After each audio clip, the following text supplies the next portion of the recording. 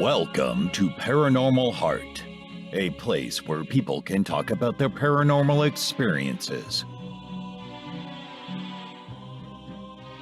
With your host, Kat Ward.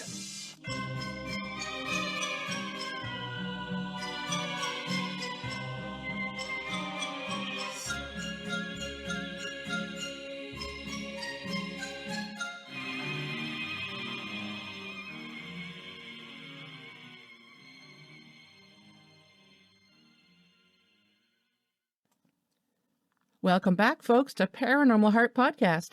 Thank you so much for tuning in. I have another great episode for you tonight. I am joined by friend and host of the thought-provoking Chasing the Truth, Shawn Graham. Shawn suffered a leg amputation stemming from a very serious flesh-eating infection. He was on life support for more than a week, and during his time on life support, he had a lengthy near-death experience, or NDE. Shawn shares with us that during his NDE, he had encounters with God, souls, angels, demons, and other entities. He also talks about his heightened sense of the world since this experience and his journey in writing a book about his amazing experience. If you'd like to be a guest on the show or have questions, comments, or just want to say hello, drop me an email at paranormalheart13@gmail.com. I'd love to hear from you. And if you enjoy the show, please like, share, and subscribe. It's one of many ways to show your support and get the show out there. You can find me on YouTube, Podbean, FringeRadioNetwork.com, KPNL Digital Network on Thursday nights, and any place you find fine podcast. You can also join me on Discord, where we can chat while listening to new episodes as they are released on the second and last Sunday of each month at 5 p.m. Eastern Standard Time. Now, on with the show. Hello, Shawn. Welcome back to Paranormal Heart. Well, Kat Ward, how are you doing today? I'm doing great. How are you doing? I can't complain. I actually saw my sister today and had a fantastic conversation with her and said, hey, I want to be on a podcast a little bit later. And she said, keep me up to date. So nice. Here I am. Awesome. I'm happy that you're back and you... folks, as you know, Shawn's been on before, and he has a great show called Chasing the Truth. And you have a lot of great guests on there, really great topics. And you have some pretty interesting paranormal encounters yourself, hence why you're here. Well, yeah, I guess so. What got me into doing this podcast radio stuff was my near-death experience to start off with. Mm-hmm. Back in, when this happened was November 17th, 2015 is when I went in for surgery. No. That was when the accident occurred. And then, so 7 days later was the day after Thanksgiving here in the States. And I went in then for the surgery and had 2 amputations on my left leg. One below the knee and then one, I think the day after, above my knee.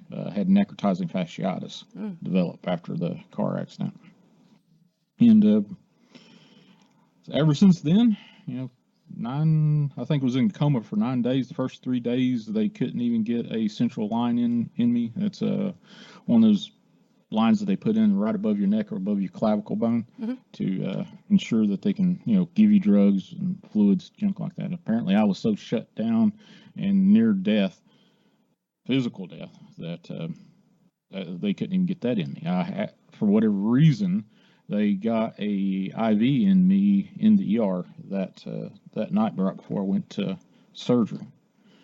And I guess it was just luck of God's will that I'm back. That's all I can tell you. Everything I've looked at, all the stories I got from family, from friends that the hospital I worked for actually took care of me.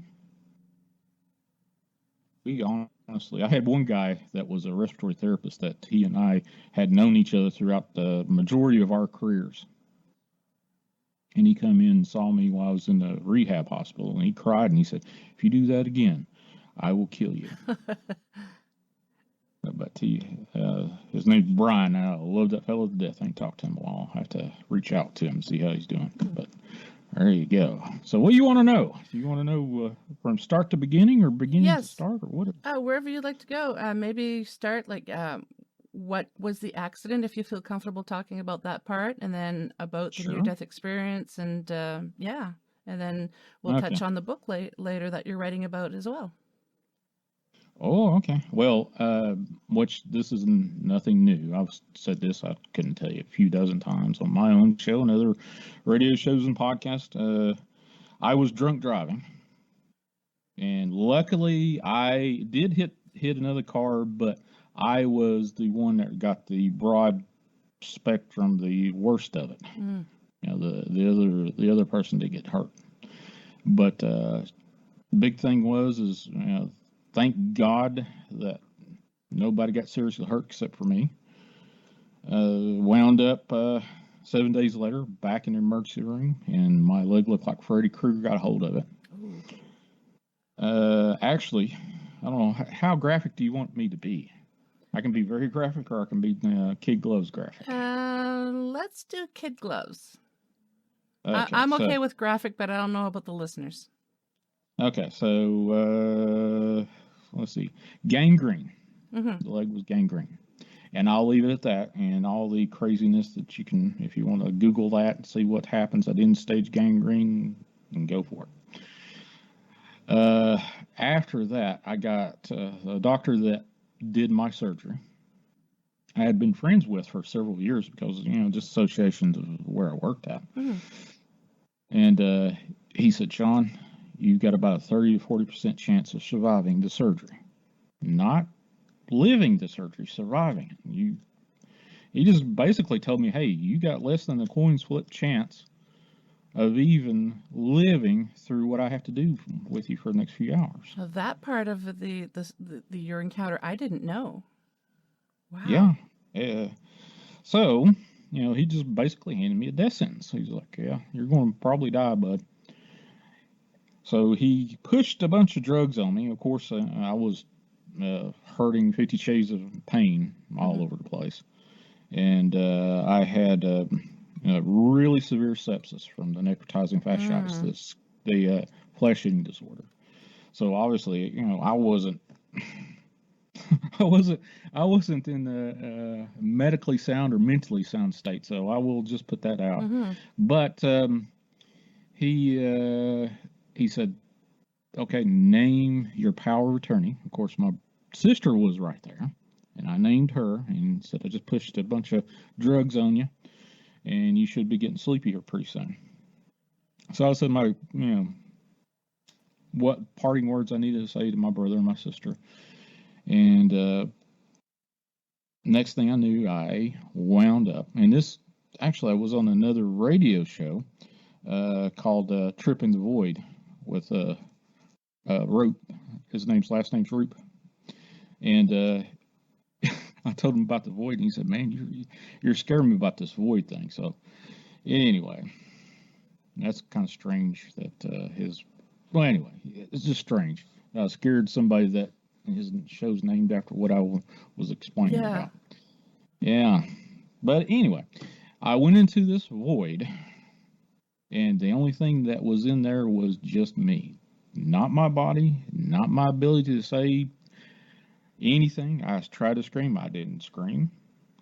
I tried to slap myself. I didn't have a hand to slap anything.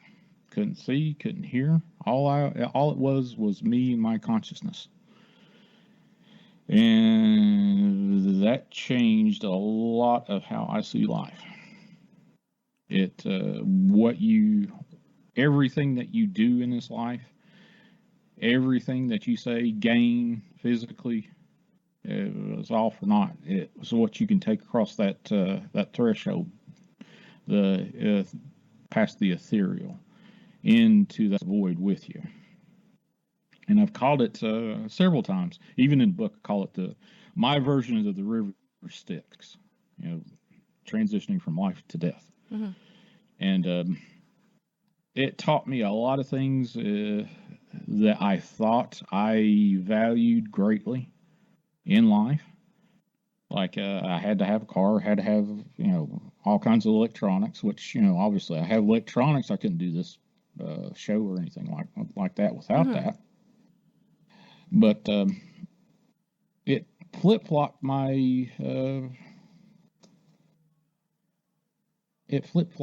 how I see, how I view, how I value the world.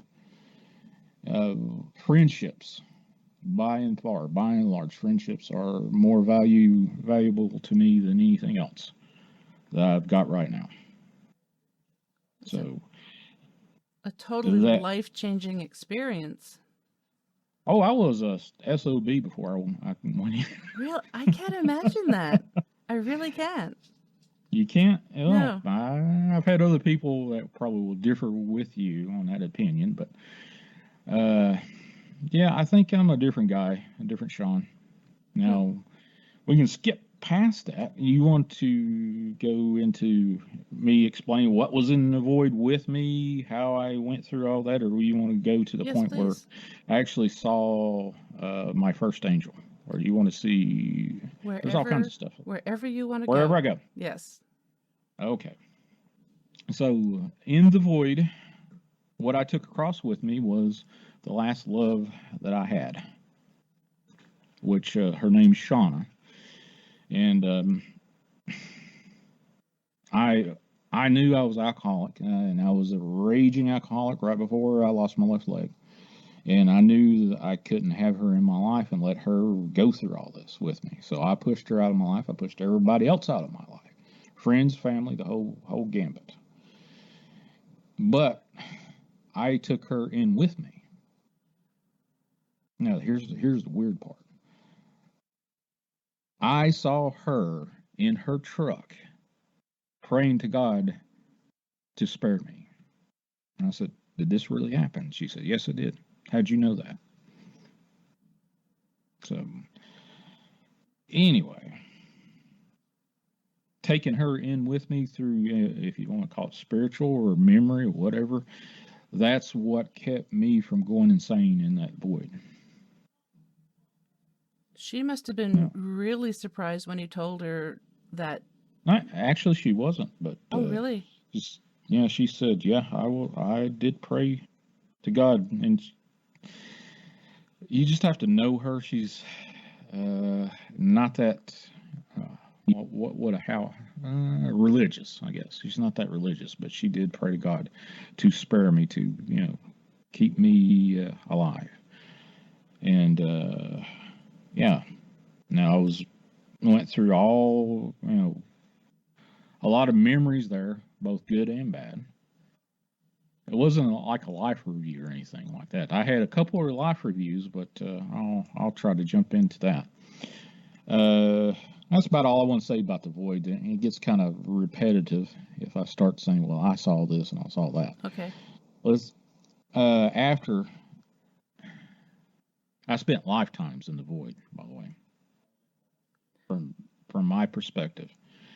It was easily a dozen lifetimes of just me being in the void. And then out of all this darkness, being able to not see anything whatsoever, yelled, screamed, I couldn't even hear my own heart beating.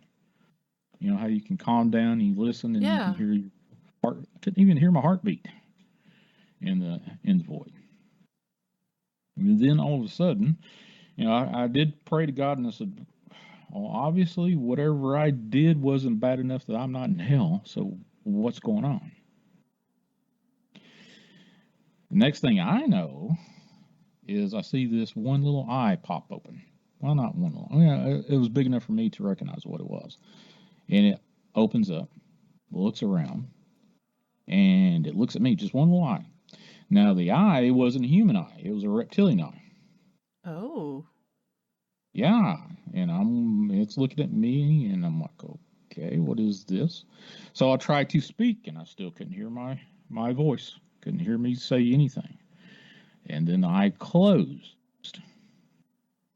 And then after this, it was like I either slipped out of consciousness and back into consciousness, and it's kind of hard to. I thought about it so many times over the last 6 years since all this occurred that did I just stop being me in the void?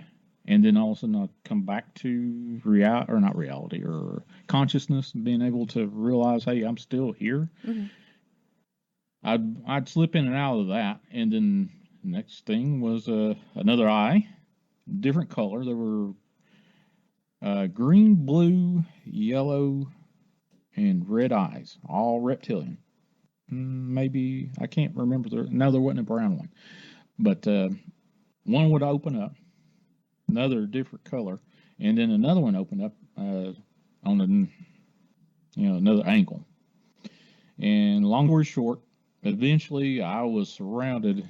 It was like being in the middle of a snow globe. So you're the center object in the middle of a snow globe, with all these eyes blinking at you, looking at you. And then all of a sudden I heard one of them ask me a question about the first thing I can remember was they was asking me something I did in high school at a test, a history test. I was like, well, that's rather specific. Maybe this is that life review that I keep hearing about. And I still couldn't talk, but I thought about it, and then whatever I thought about seemed to satisfy whatever the question was. It was sort of like, they'd ask the question, and boom, I'm right there. First person I could see, I'm right there, standing, or not sitting behind this old metal wooden desk that you had in high school. It was like, wow, taking a test. And the weird thing was I was well, hell, why not? I was cheating on that test. Long story short, I was cheating on the test, and I had written the answers on the desk. Kind of, real, kind of coy, casual. Yeah. Not doing it. But I had a piece of paper that had some scribbles on it from something else. That was the only thing I had available to cover up my actual test thing there, or the test sheet. And the history teacher walks up and snatches that sheet out of my hand, starts looking and said, well, this is all science. I said, well, that's the only thing I had. I thought I was definitely caught. But apparently she got embarrassed and I didn't get caught. So anyway, the question was, it wasn't about the test. It wasn't about me cheating. It was why I wrote in blue ink on that piece of paper for the science thing. Asked me why I used blue ink. That's a strange question. Well, yes and well, yeah, all the way around, yeah. But feather in a bunch of other stuff. I went through every aspect of my entire life, up until the point which ended I got kind of tired of being asked silly questions about junk. So I actually wrote when I started writing about my near-death experience. I wrote about this the first time I put any kind of words down to write about it. I wrote about this story. I was 5 years old. If you ever watched Coal Miner's Daughter with Sissy Spacek in it? Yeah, a long time ago. Yeah, long time ago. Mm-hmm. Well, there is a coal camp called Dunbar, Virginia. And part of that movie was filmed around that area. Oh, really? Yeah. And I do remember the feed store next to the train track and all this other stuff. I've got real world memories of that being there. It's no longer there. Dunbar's still there, but that store has been razed to the ground a long time ago. But I was 5 years old, and my aunt, God rest her soul, said, "Hey, Shawn, go and grab something." She called ahead, and I was going to go pick up some brown paper sack or something or other. So it was only about maybe like 200 yards down the railroad track. So I was walking down the railroad track, and I spied a little bent Coca-Cola bottle cap, and I could hear my feet crunching in the gravel. And I bent down to pick it up, and I could see everything about it. the bent, how they pop the top off the Coke bottle and all that stuff. Hmm. And they asked me, why'd you pick that up? And it snapped in me. I was like, I'm getting tired of this. And I said all kinds of crazy. I cussed like a sailor. And I said, why in the world would a 5-year-old pick up anything? Anything at all? I said, I like Coca-Cola, and it was red, and I was like, oh, I like to have a Coca-Cola right now. That's about it.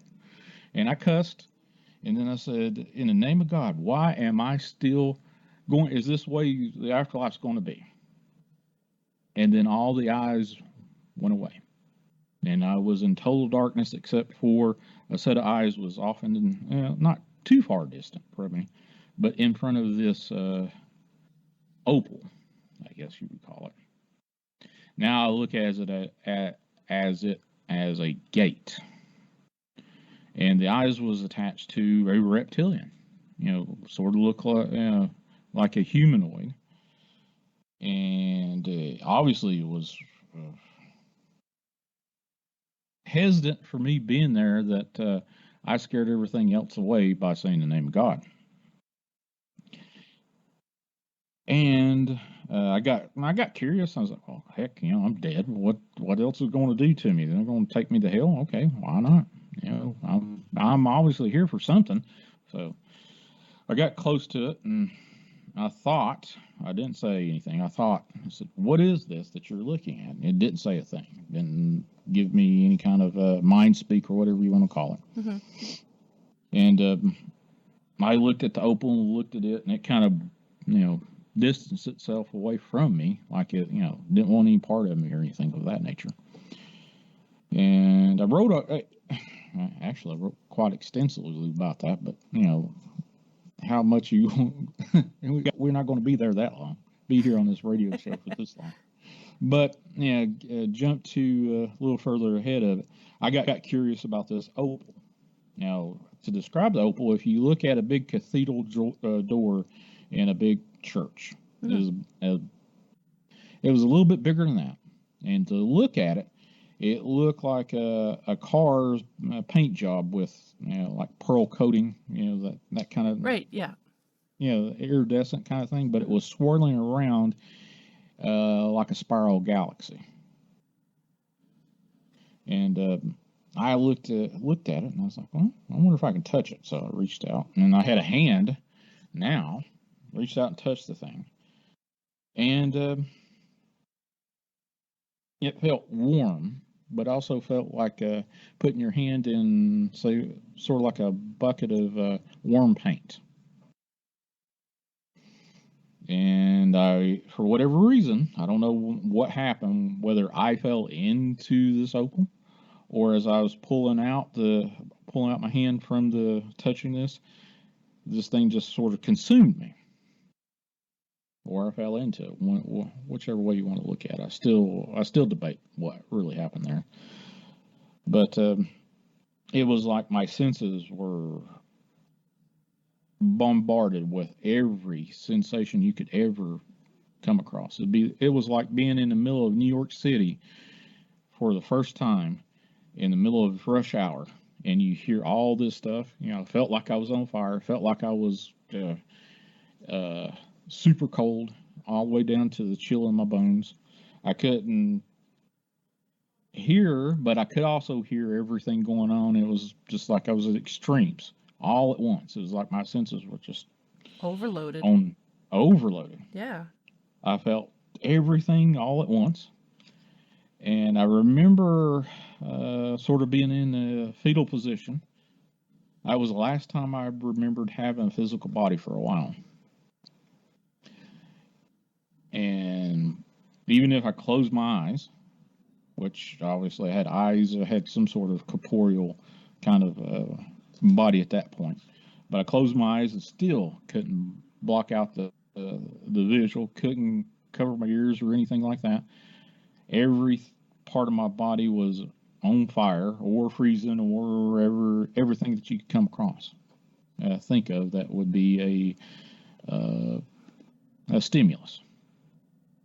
And then all of a sudden, not all of a sudden, it took a while, and then I sort of got used to it. I kept getting warmer and, physically warmer, feeling it like, the sensation wasn't hurting or anything of that nature. Mm-hmm. And then it was like a pop top popping off for the first time, and just like the fizz all went out of me, and I got, I was like, wow, this is weird. This is interesting.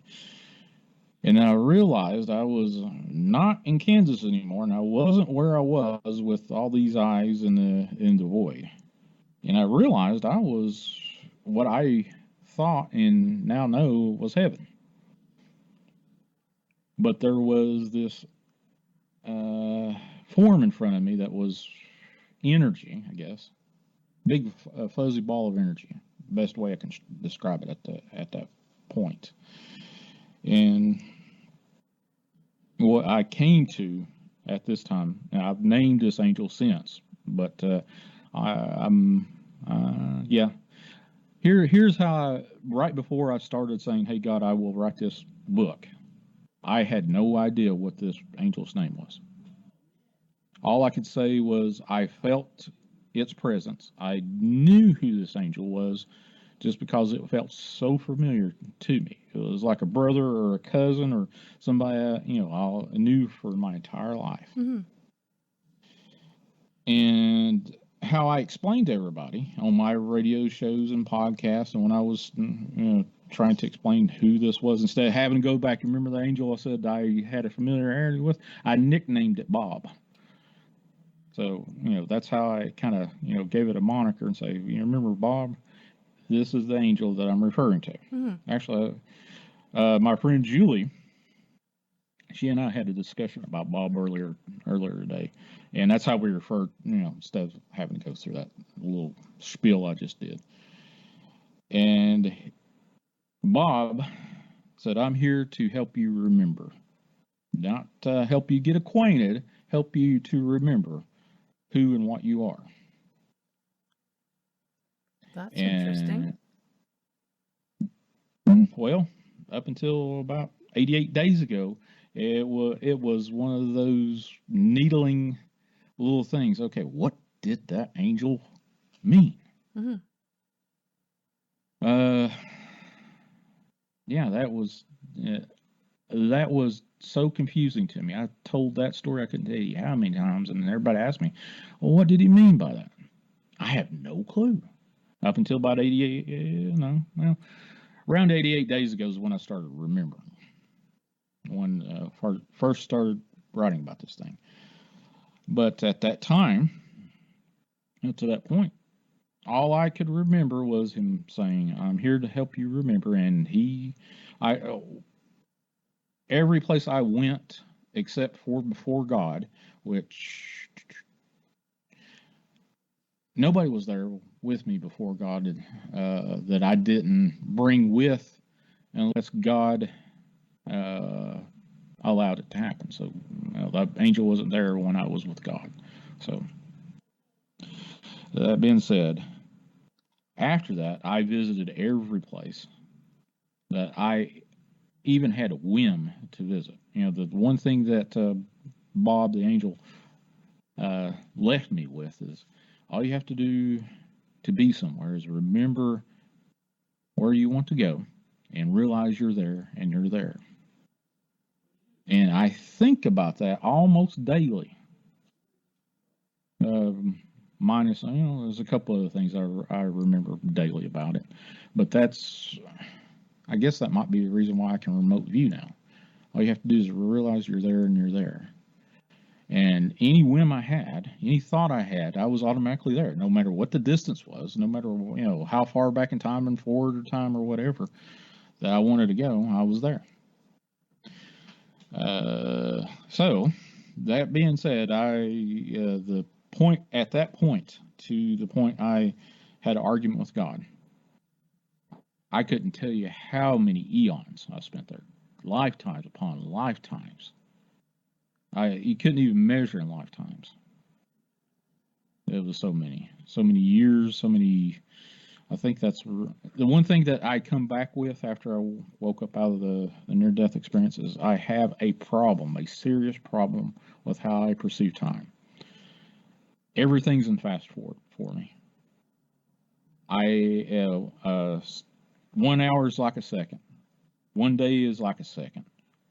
1 week is like a second to me. I can go through the motions and do what I need to do during the day, but from when I got up this morning at 5:30 this morning was just a second ago to me. It's just like I just got up. 6 years ago, when I woke up out of my coma in another hospital bed, that was just like a second ago to me. And nothing goes in slow motion to me at all. I can remember before the near-death experience looking at the clock at work and see that, hey, I got 15 more minutes before I can get the hell out of here. And that stretches out what it felt like 2 hours. I don't have that anymore. I've had all kinds of arguments over that. That's why, how'd you miss that? And I was like, how'd I miss what? You're supposed to do this, 2 days ago. I was like, 2 days ago? Really? We just talked about this. I thought it was yesterday or whatever. But I guess that's how I make it make sense to me that the amount of time that I was exposed to in that near-death experience has really severely hindered my ability to, feel the passing of time at a normal rate anymore. Have you ever heard of anyone else having near-death experiences having that problem as well with time? One or two I have heard of. Actually, here's one thing that I have not talked to this guy yet, but there's another guy saw the same eyes that I did.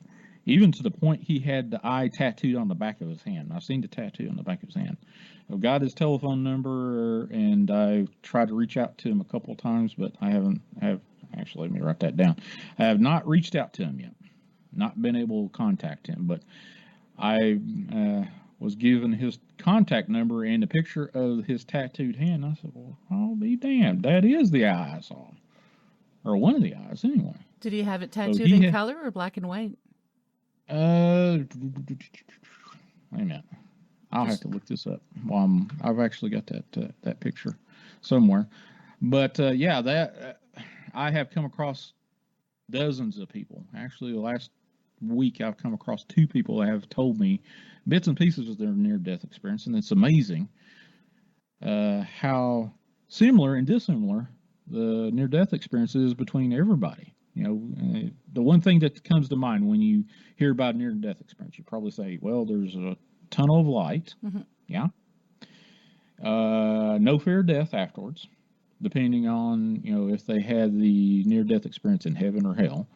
Usually, I've talked to 1 or 2 people that had hell experiences, and they were a little squeamish. Never really said that they were felt anything like, well, I don't want to, I don't want to die. Yeah.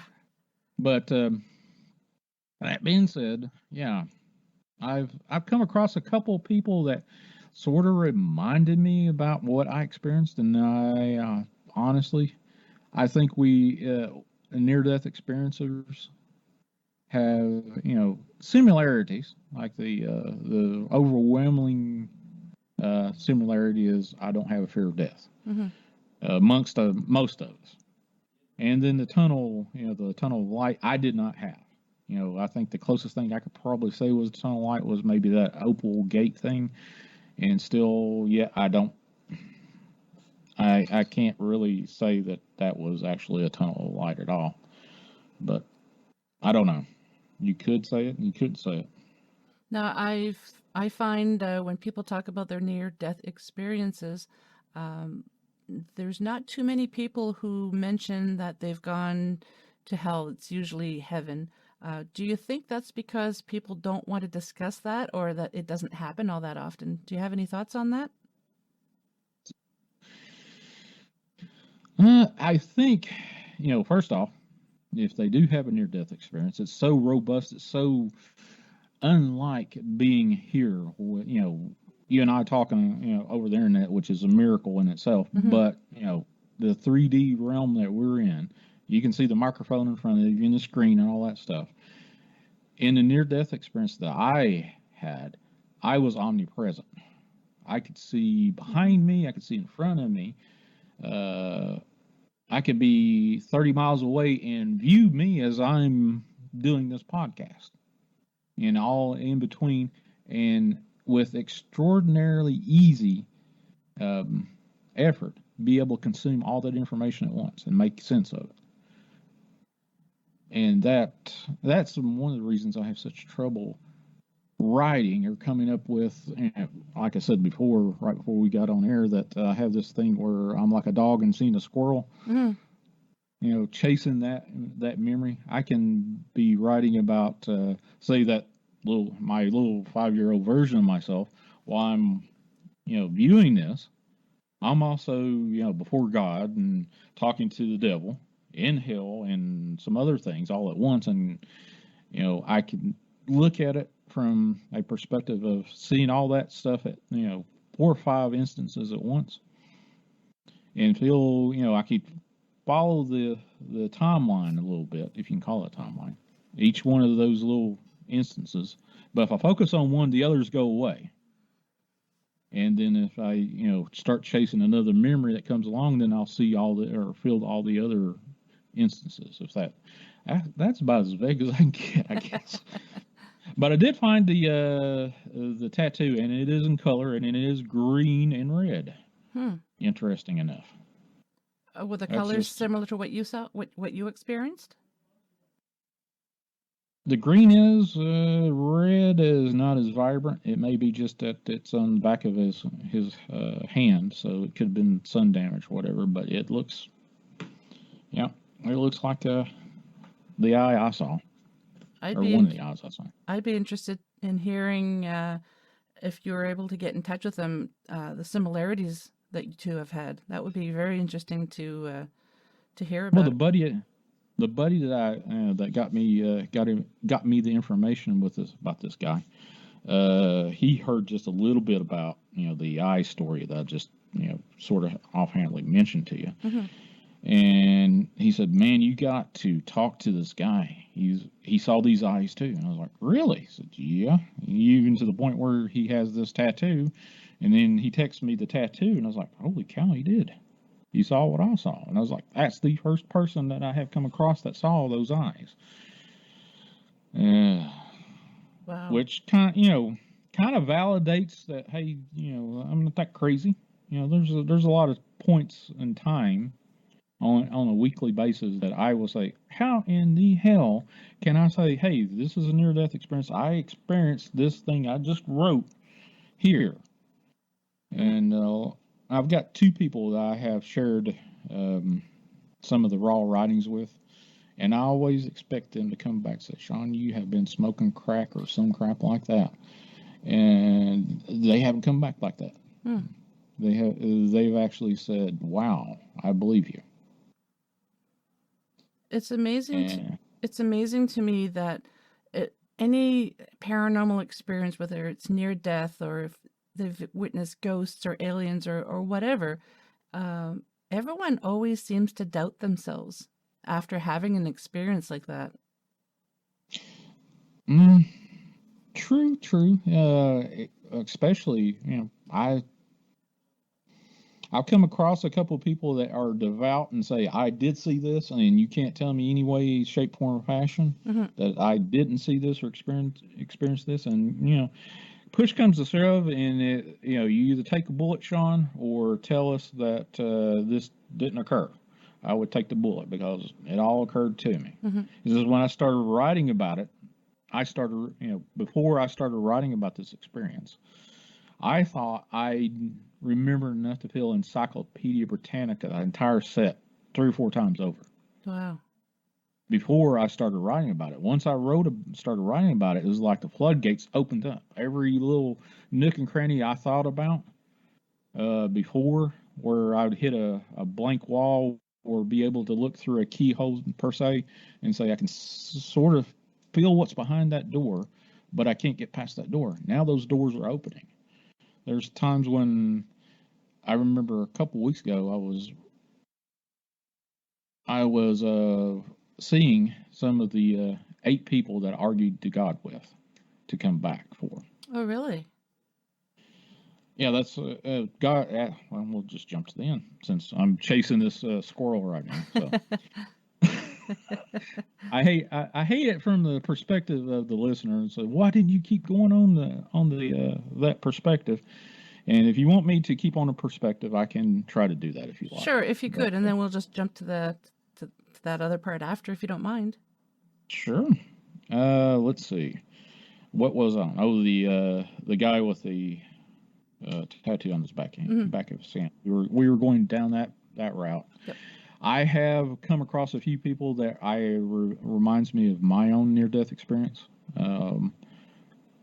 Only about 3 people.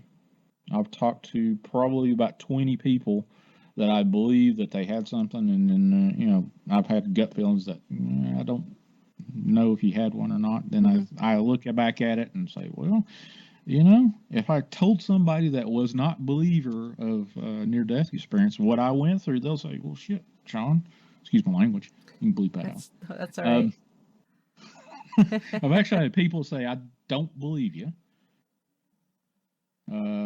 Actually had one person here recently said that your experience was so off-putting to me. Really? How so? Yeah.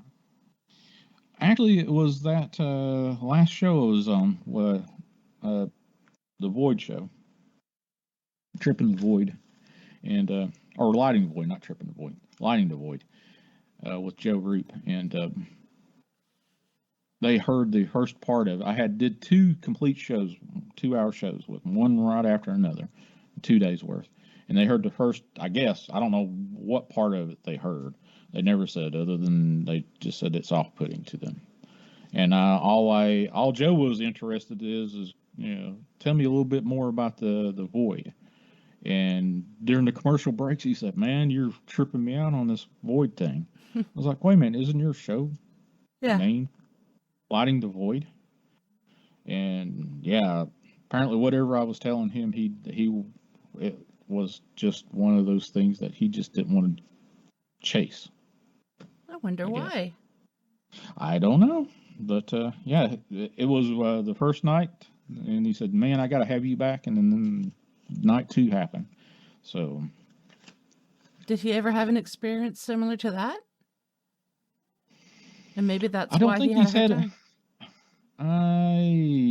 I know he's into some fringe stuff. I guess that's why he calls his radio establishment the Fringe.fm. So he's into some fringe stuff. So I'm pretty sure he's experienced some stuff that made him name his show Lighting the Void. Mm-hmm. But apparently, whatever I told him, he was like, "Man, you're tripping me out." Well, maybe he had a similar experience and he's remembering it now, and it's really kind of freaking him out. I don't know. Could be. I don't know. I need to get back with him. I ain't talked to him since that was about 3 weeks ago or whatever. But back to the other NDEers that I have spoke to. By and large, there's some similarities. Like I said, the one that I can most put a finger on, that we generally do not have a fear whatsoever of dying again. Mm-hmm. And I have no fear whatsoever, whether it's the most gruesome, pulled out, drawn out death that you could possibly think about. I would go through that and not even fear it. I might not like it, but I'll go through it. Won't fear it. I might not like being, cut up in the little teeny pieces or whatever, but I wouldn't fear crossing that void anymore. Mm-hmm. Now, where do you think this void is? Do you think that you said there were reptilian eyes, correct? In the void? No, that was after. Oh, after. That was after the void. Oh, the void itself was it didn't have anything in it but my consciousness. Right. Okay. And whatever I brought inside with me. Mm-hmm. So what do you think? That didn't occur until Go ahead.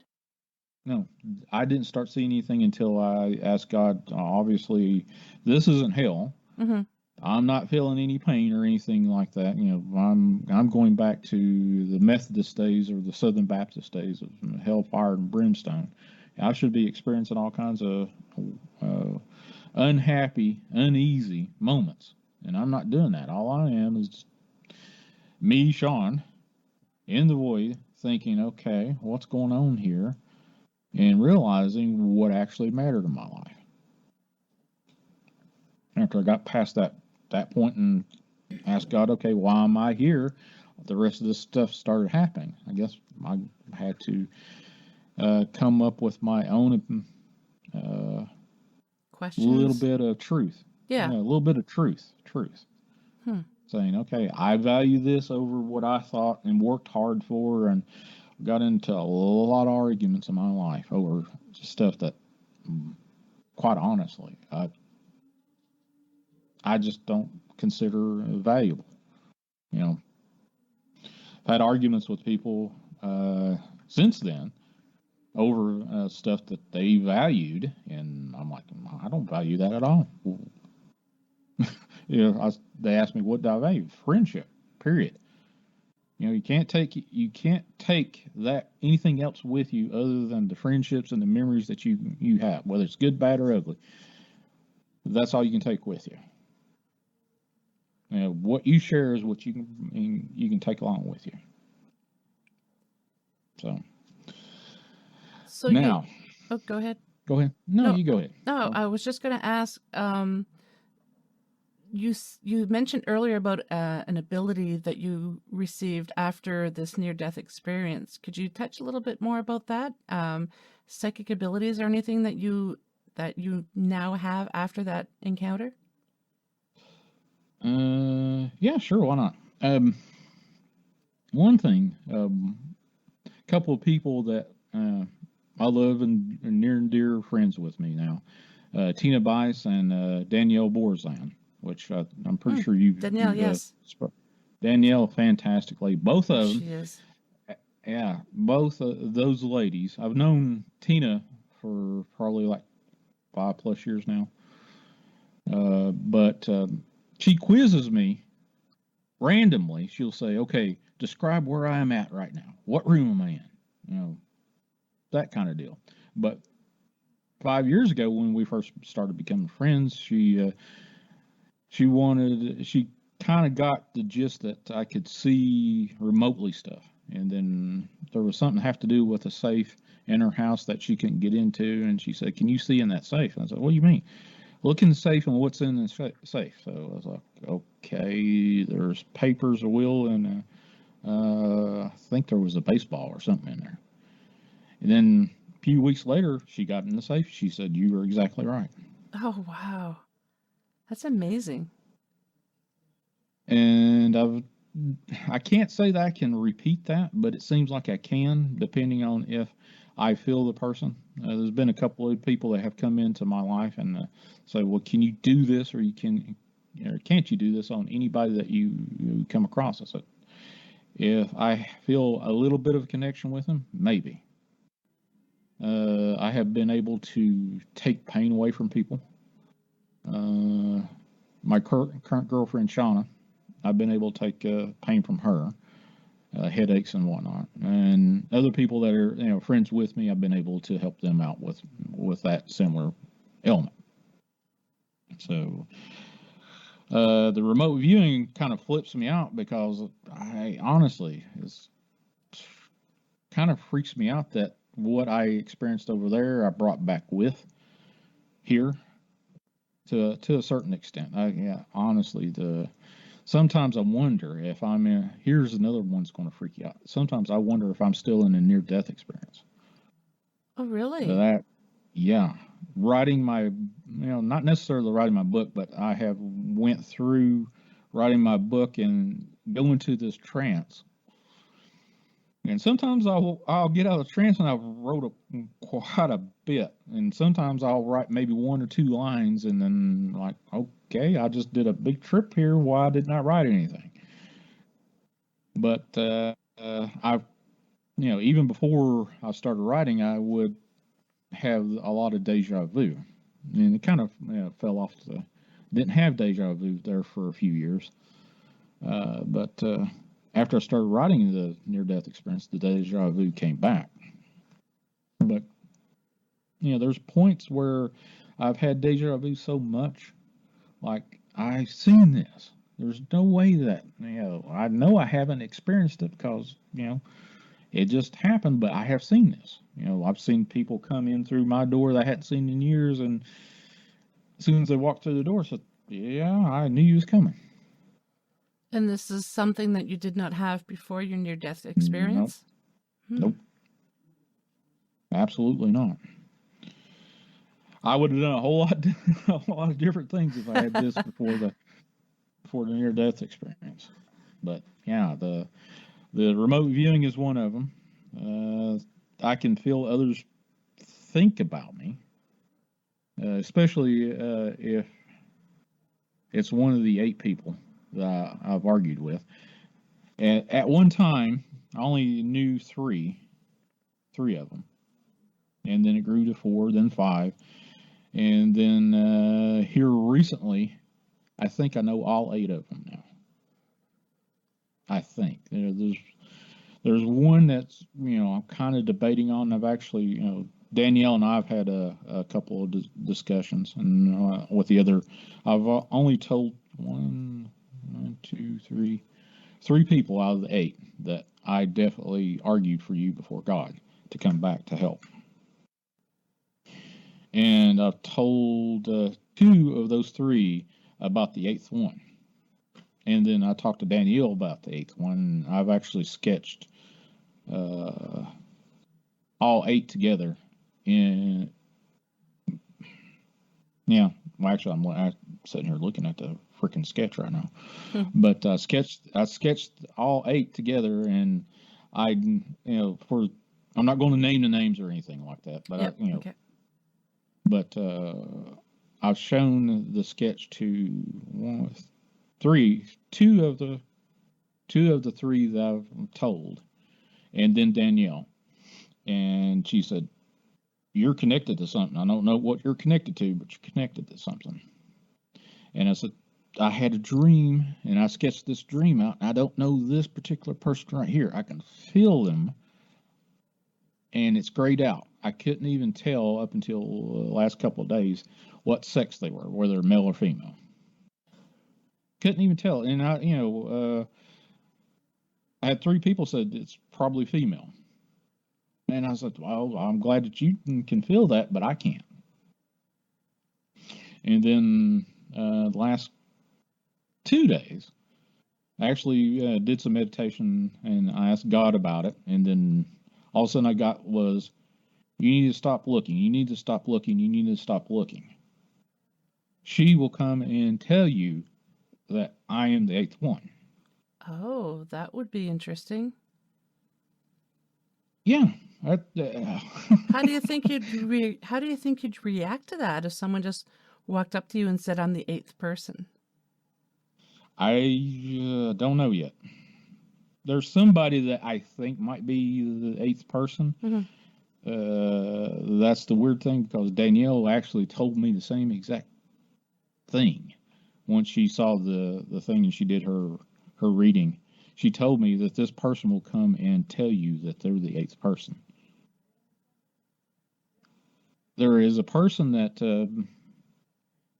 has come to me and said, "Hey, I have had visions of you and I being real good friends." I said, "Well, great, fantastic." And that's all fine and dandy and cool. But I never really put 2 and 2 together, and I found out that this person has got some abilities. So I don't know if this is the 8th person. I do not know. God is my witness. I have no clue who this 8th person is. I've got my suspects, but I have no clue who it is. Up until about 2 days ago, I had a series of concurrent dreams that, actually, you heard me say something, I think, wasn't it? I said something to Danielle on a live stream, and you said, "Hey, you got to tell me about that." Oh, yeah, and I can't remember what that was now. Yeah. Yeah, I was like, I might have said a little too much, but anyway, this is what I was discussing with Danielle in private after that Friday show that we did.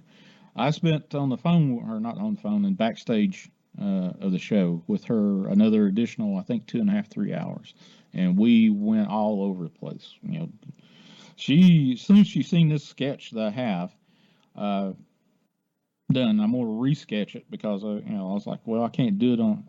What I've got is I've got loose leaf notebook paper,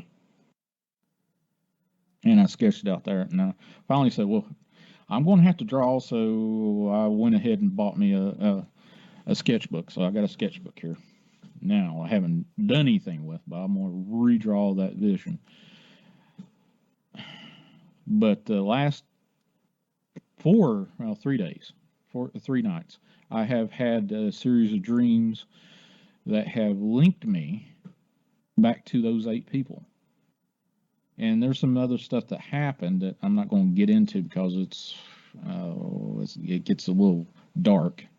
But I have seen all 8 in the last maybe 2 days since Sunday, maybe early Sunday, something like that. I get a sense that this 8th person is a female. Actually, when the 2 people that I told, they did their thing and said this is a female, I said, damn it, why can't it be another male? I've got one other male or 2 other males in the 8. Why can't it be another male? And he said, I can't help you with that, Shawn. It's a female. I'm like, okay. So I get the distinct feeling that the 8th person is a female and is much younger than me. So I'm not exactly sure how all that fits in, but I guess if it is, I'll figure it out. So there you go. And what I'll do is I'll take a snapshot of the sketch for you. I just don't want you to publish it. I just want to share it with you so you'll see what it is. Yep. But actually, I showed that sketch to the person I thought might be the 8th person, which I am so severely on the fence that I have no clue about. And this person said, well, that's disturbing. That looks terrible. Oh, wow. I was like, okay, well, maybe you're not. Yeah, kind of sounds like not. It is what it is. Stranger things have happened, but since I've done this near-death, started writing about this near-death experience. Okay, I did a show 89 days ago, and the reason I know to the very day was 88 days ago is when I started writing this. So the night before, I did a show where I did a question and answer on my near-death experience, and it lasted 2 hours. And people asked, "Hey, what did this happen? What did that happen?" It was like, "Oh, okay, cool." And it was kind of disjointed, and wasn't consistently, led one into the other. I answered a question, another person asked a question, and I went down and started asking that question. That's weird. That person I just talked about just messaged me. Oh, anyway. Wow. That being said, the night before, I actually prayed to God and said, "Okay, what do you want me to do?" I was in a generalized funk of all funks. I was just so depressed. I was ready to give up doing radio and podcasts and just say, "Hey, Dark Waters, leave me alone. I don't want to talk to you anymore. This is not for me. I just can't do this anymore." I was I was in a depressed state. I had no direction, no matter what I did or whatever. And my friend Julie and Tina, both of them said, well, mostly Julie. Julie said, "Shawn, have you asked God what to do?" And for whatever reason, that was like a new thing to me. I was like, "Actually, no." She said, "Well, you probably need to go and pray and meditate for a while and see what happens." And I was like, "Well, that's better what I'm doing right now." So I set up and I did a quick search for, like meditating music or whatever on YouTube, and I started, put my ear pods in and started listening to that. And next thing I know, I'm back in my near-death experience. And I was before God, and I was like, holy cow. There's a lot of things around me that were trying to keep me from being before God. And I said, God, I'm here because I have no clue what I need to do. I've done all this stuff that I said, hey, I'm going to come back and try to help these 8 people, but I haven't found all 8 of these people yet that I know of. What do you want me to do? And to share your experiences. I said, I've been sharing my experiences. I've been on this radio show and said, or doing all these podcasts and doing these radio shows, and said, no, you've got to write it down. So 2 of them you're not going to be able to talk to for a long while. And by the time they realize that you did this for them, they will probably need to have you write it down. So after I did that, it was like the weight of the world was lifted off of me, and all that funk that was on me just went snap, gone. Now, here's the funny thing. I never told anybody I didn't know until I meditated I was going to write a book. I had a bunch of people say, Shawn, over the last 6 years or whatever, say, you need to write this down. Oh, yeah, sure, why not? I never really put any effort into it, even thought into it, until I said, hey, yes, I will write this down, or start writing this down for you. And I realized this was going to take me forever, for the rest of my life, when I said this and when I committed to this. And as soon as I snapped out or woke up, or however you want to describe it, I woke up to 3 people in my email saying, I would love to help you write this book. And at that point, you hadn't even mentioned you were going to be writing it? I hadn't even, nope. Wow. Absolutely not. I mean, literally within minutes of me waking up, before I even went and started meditating, those emails weren't there. Mm-hmm. And I woke up to this, and then actually one lives fairly close to me over in Kentucky, and we correspond and talk on the phone every once in a while. And he actually said, I said, I have no clue what I need to do. What do I need to do? And he went through, well, you need to find the appropriate app or program to write this down, and make sure you have a redundancy to save this stuff, so you don't want to lose it. Mm. So I found that, and I said, okay, where do I start? I said, well, he listened to me the night before talk about my experience as a 5-year-old kid in Dunbar, Virginia. He said, why don't you just start right there? That was the last thing you talked about. Why don't you start right there? And I said, okay. A description that usually takes me 5 to 10 minutes, I wrote 15 pages about. Whoa.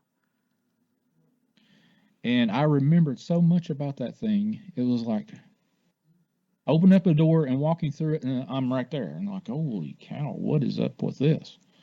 I couldn't stop writing until it was pretty damn dark when I finished writing. I was like, okay, I'm tired. I got to go to bed. Woke up the next day. Boom. Right at it again. 88 days later, still the same thing. Now, there's some days that I don't write as much because of reasons, but, some of it is I've just seen so much in the recalling of the near-death experience as I'm writing it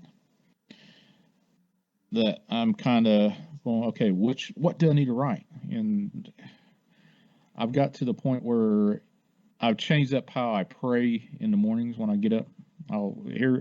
Here's how I pray when I get up in the morning. Thank you, God, for waking me up. Where do we need to go today? And what do you want me to focus on and write about today? Then after that, sometimes I wake up with what I need to write about. There's many days that I can barely get the prayer out, and I'm, grabbing my laptop and start writing, depending on the day of the week. But sometimes I don't get I'll start thinking, okay, what do I need to write about? After I pray, and then all of a sudden I either have a conversation with somebody, or I hear something on the radio, or I hear a specific sound, and all of a sudden, yeah, I've got to write about that. That's basically what happens every day. I either wake up with the topic to write about, Usually it's a dream. I had, oh my God, 88 days ago, I barely dreamed. Now I dream almost every night that I can remember. And I honestly, the only thing I take now is a heavy dose of caffeine with coffee, ibuprofen, and Tylenol. And that's it. That's all I take. I don't take anything other than what I before mentioned. Coffee is by and large the most addictive substance that I've got on my plate right now. Mm-hmm. So, and I love coffee. If you hadn't seen my podcast, I do too. love coffee. Yeah, I love it. But I don't know. Since 88 days ago, things have changed in my life so much. I mean, like doors open up. It's like you were meant to do this. You're meant to write this. Even like 88 days ago, I had Shauna, the lady in my life right now.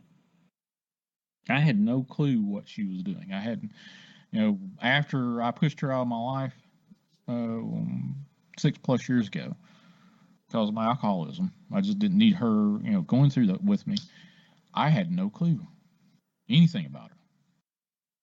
And I started writing it, and after the second day of writing, I started writing about her for some odd reason. I hadn't thought a whole lot about her up until that point, and then I couldn't quit writing about her. I said, well, I got to find her, reach out to her. So after, I think the second or third day, I found a way to reach out to her. 24 hours later, I was on the phone with her. And then it caught up, and one thing led to another, and there you go. So, that being said, that changed my life quite a bit. Other people have come into my life. Other people have went out of my life. And gladly, a lot of them that has been out of my life, I'm glad they're gone. But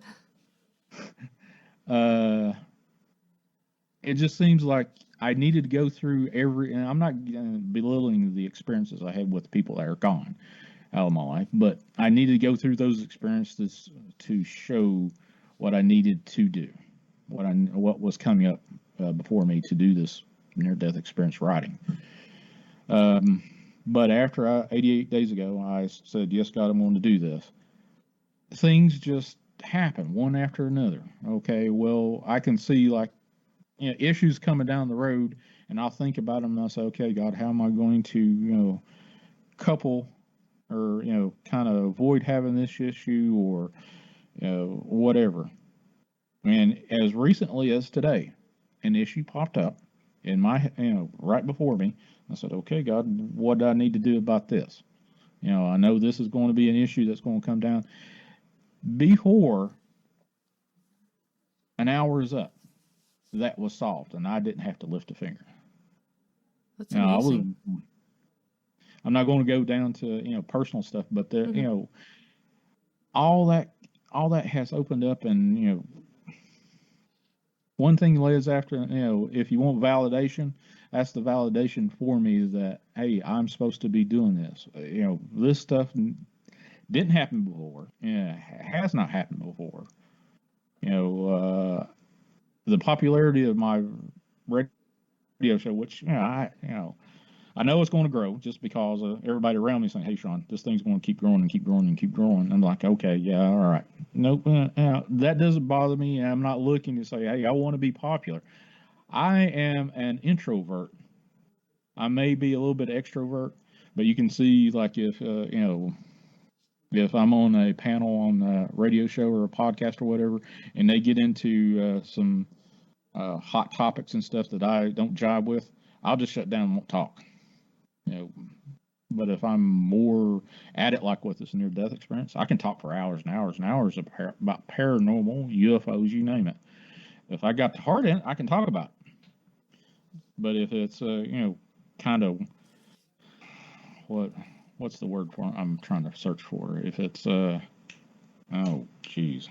controversial, that I have no if it's something of that nature, I absolutely can't stand drama. That's it, drama. I can't stand drama. Yeah.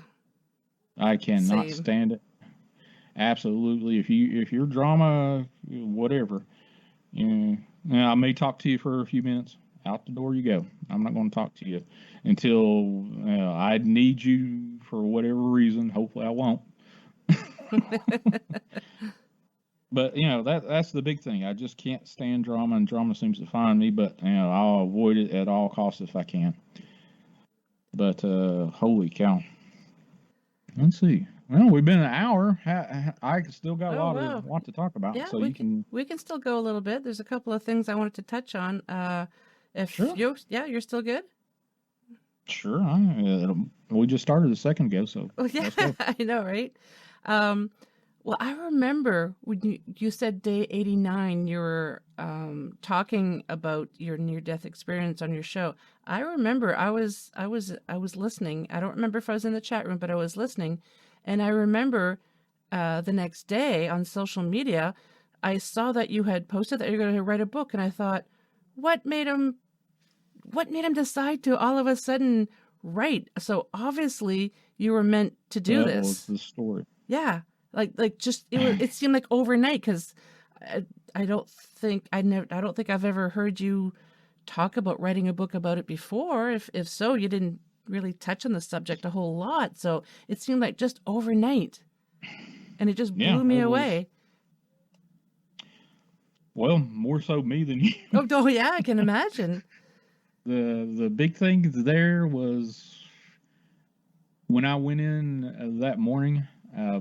Honestly, that night I was in a funk. I don't know if you could tell or anything. I was in a severely depressed state. Had been for a while. After my friend Julie said, "Hey, why don't you meditate and ask God what you need to do?" Because she was pretty concerned about me, and she said the only thing I can think of is ask God. And I was like, "Okay, that's about the best thing I can come up with. Better than what I'm doing right now. If it wasn't for that prayer thing, which I think I've mentioned prayer in my blog. I if you haven't followed me over on Chasing Truth Shawn G, I blog about what kind of give the gist of what I wrote about that day, and then whatever else comes to come to mind. I usually start out day 88 for instance, day 88 of writing my near-death experience, and then I'll write a little blurb about whatever I wrote about that day, or thinking about writing about that day, or whatever. But I will be writing about some more stuff after I get off this podcast with you. Okay. But yeah, the whole thing with that prayer, I didn't go in thinking, "Hey, I'm going to write a book." I didn't. The one thing I was, God, I'm really severely depressed and I have no direction. What do I need to do? And I was in that prayer session for I think about 2.5, 3 hours, something like that. And when I woke up, it was like I got a new direction. This is exactly what I need to do. And since then, everything has, open doors, closed doors, and when I don't need to do something, a door has been closed. When I need to do something, a door has open, period. End of story. And all I can say is I got faith that it's going to continue to do that. Some way, somehow, something, the path before me is already, I've got the direction. The path before me hasn't been illuminated yet, but there's a lot of stuff that's happening in the background I have not even touched on, won't touch on because I haven't been given permission to say anything about. But a lot of things have happened since I said, God, yes, I will start writing this for you. Now, the thing of it is, this writing, a lot of people has asked me a lot of questions. I love it when people ask me questions in my community page, because it usually triggers something that, yeah, I got to write about that. That's my next topic to write about. If you follow and ask questions and stuff, you may trigger a memory that, hey, I need to write about this. And I love answering questions about it. But how I've been writing about this. People have asked me, well, who you writing this? How you writing this? And it's, well, how I focus on it is, I'm writing it from a perspective I'm telling two people about.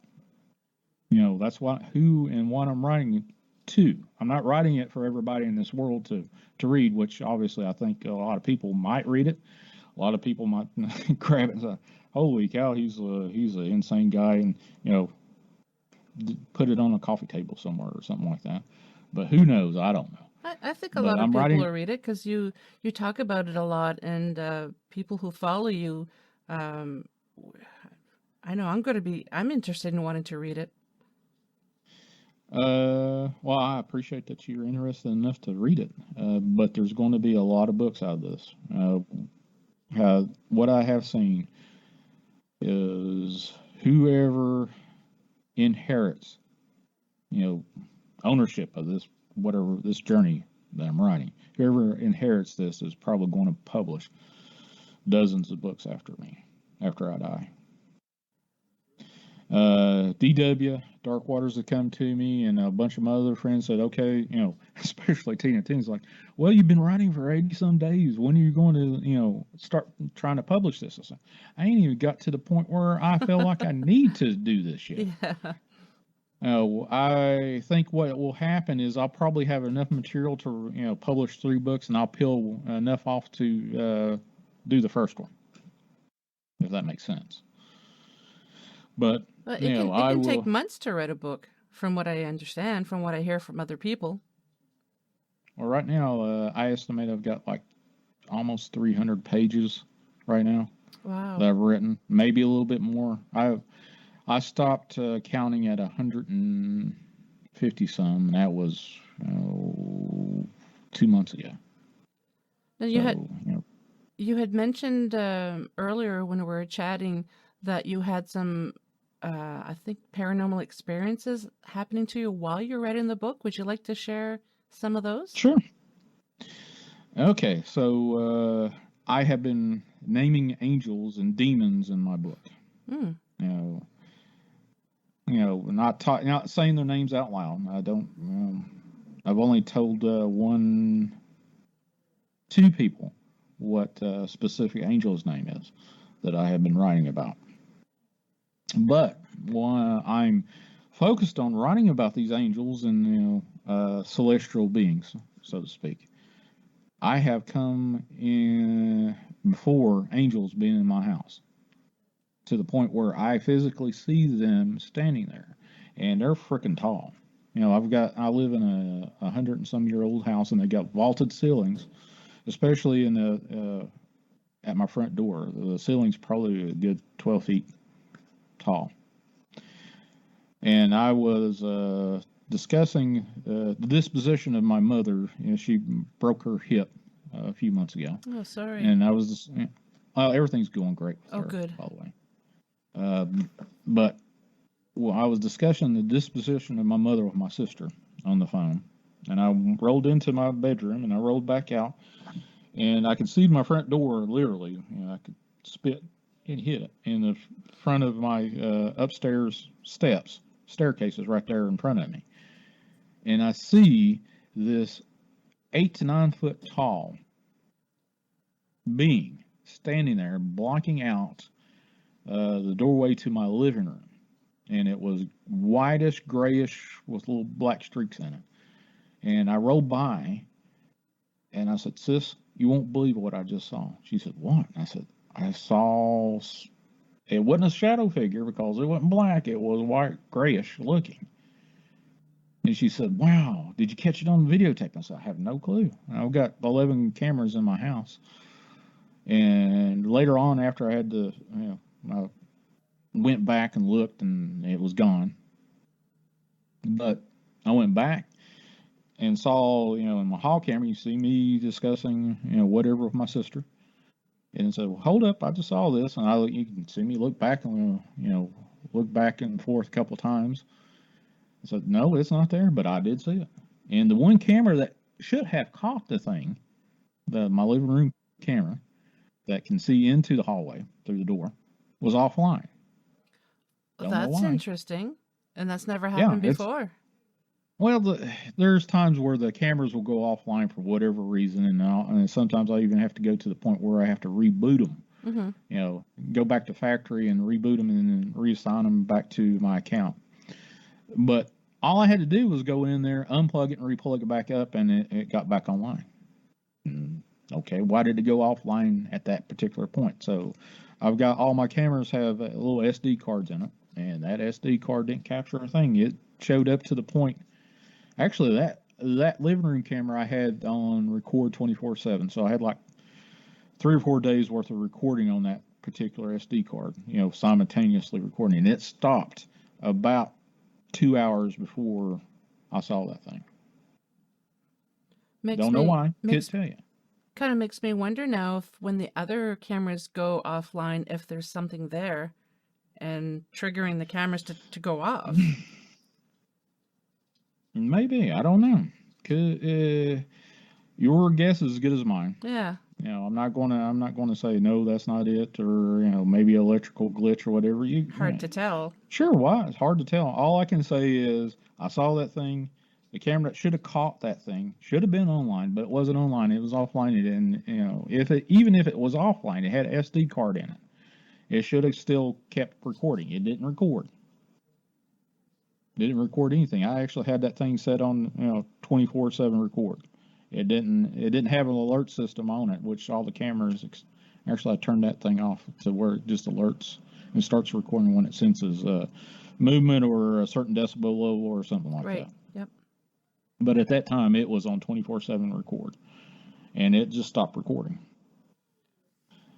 And I have seen not that particular angel, but I've seen 2 angels twice since then. I've went into writing about some dark moments in my near-death experience. I mean, some really seriously dark stuff, demonic stuff. And when I write about that, I start seeing shadow figures all over the place. And actually, do you know a lady by the name of Cisco? Oh yeah. Yeah. I call her my swamp sister. Because she's wonderful. Oh, she is. I call her swamp sister because when Arizona Tramp was doing his show, her and I were always in the chat room and all that, and we used to just call him Swamp Daddy just because the name of his and she was my swamp sister, and yeah, it's a long story, but yeah, I love Cisco. I haven't talked to her in a long time. She does. I think she's actually on live right now. I just saw something pop up, but I was on a live stream in the chat, chatting up or whatever, and I just had finished writing about a bunch of demonic stuff, dark entities and stuff, and I can't remember what the topic of the day was, but I was sitting where I am right now in my dining room, and I can see into my living room, out of the corner of my eye. I saw this black figure streak past my door. And I looked over and I was like, oh, okay, what were you? I saw you. And then I looked back down and I said, all right. And I looked back in and this thing stuck its head out of the corner around and looked at me. It was like just head and shoulders just looked at me. I said, all right, buddy, I don't know what or who you are, but you need to get the hell out of my house. And it left. Probably curious about what you were writing. Well, the people, Danielle, Borzan, and a couple other people said, yeah, when you start touching the other side with your, writing about your near-death experiences, these things can sense that you've got a connection.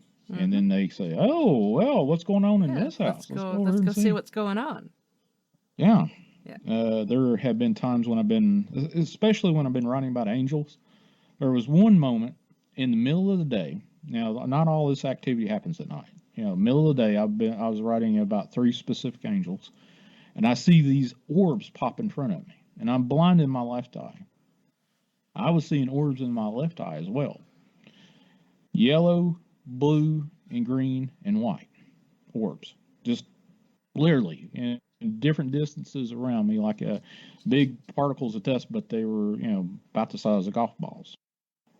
Alrighty, well, I went through the whole thing where I was in the medical field. I was like, well, it can't be a blood pressure problem because sometimes if you get up and sit down or I was static in my wheelchair doing absolutely nothing other than, I didn't strain my hands or anything to the point where I was out of breath. So there was no blood pressure problems there. So I kind of ruled out all the factors that would give you, some sort of visual hallucination. And I said, well, okay, whatever that was, it was real to me. Wow. And after it happened for about 30 or 45 seconds. And I was sitting there typing, and I was like, oh, what's all this happening? And it didn't feel anything abnormal or, nefarious or evil or anything like that. It was just like I was meant to see it. Do you think the different colors meant anything in particular? Maybe auras of the angels I was writing about or whatever I was attracting, perhaps. But probably, well, I did talk to the one person that actually has, there's been, like I said, 3 people I've, in depth discussed this stuff with. But not ever, nobody's seen the entire body of the work. Maybe, I probably shared maybe a dozen pages out of my writing so far out of the 3,000+ of the pages I've written. So nobody's really got into the depth and width of what I've written about other than me. But honestly, this whole experience has been more robust of an experience than I had ever thought. Well, I'm going to write about this and this will be done and I'll be done with it. When I connect with the other side, if you want to describe it like that, it's so robust, so real to me that I literally go into a trance. And I've been, last couple 3 weeks, it was suggested to me, why don't you write this? And I've come to the point where I can't write it out. I said, I don't know how to describe it. Why don't you sketch it out? You said you were an artist. And I said, well, okay, yeah, all right, I'll do that. Here's one thing that I had a big block 3 or 4 days ago. We'll go back to this 8th person, this 8th soul, and I will show you that. Let's see, where did I put that? Let me find that sketch, and I sketched it out, and I was really trying to focus on that 8th person. And what I drew was not anything that looked human. I went in a trance and drew whatever it was, and it was not human at all. I can't find it right now. It looked like one of those reptilians, actually, once I got done. And are you going to be putting any of these sketches in your book? Oh, yeah. Okay. That's why I will be putting the sketches in. Some of it I probably won't be putting in there. There's going to be one book that is going to be private that for my lifetime will probably never be handed to anybody other than whoever's going to inherit the breadth and width of my work. But that will be held private. I have been, in my near-death experience, I saw a lot of what's going to happen in the future. Not in the near future, but probably about 3 generations past. And actually, it bugged the living snot out of me. And it's one of the things that if I say, well, I can't write about that, that doesn't make sense to me. I can't write about that. And it bugged the living crap out of me, and I'll dream about it like it's all, oh my God, to the point where I wake up and like, well, why in the world am I seeing the future in that near-death experience, and I can't not write about it?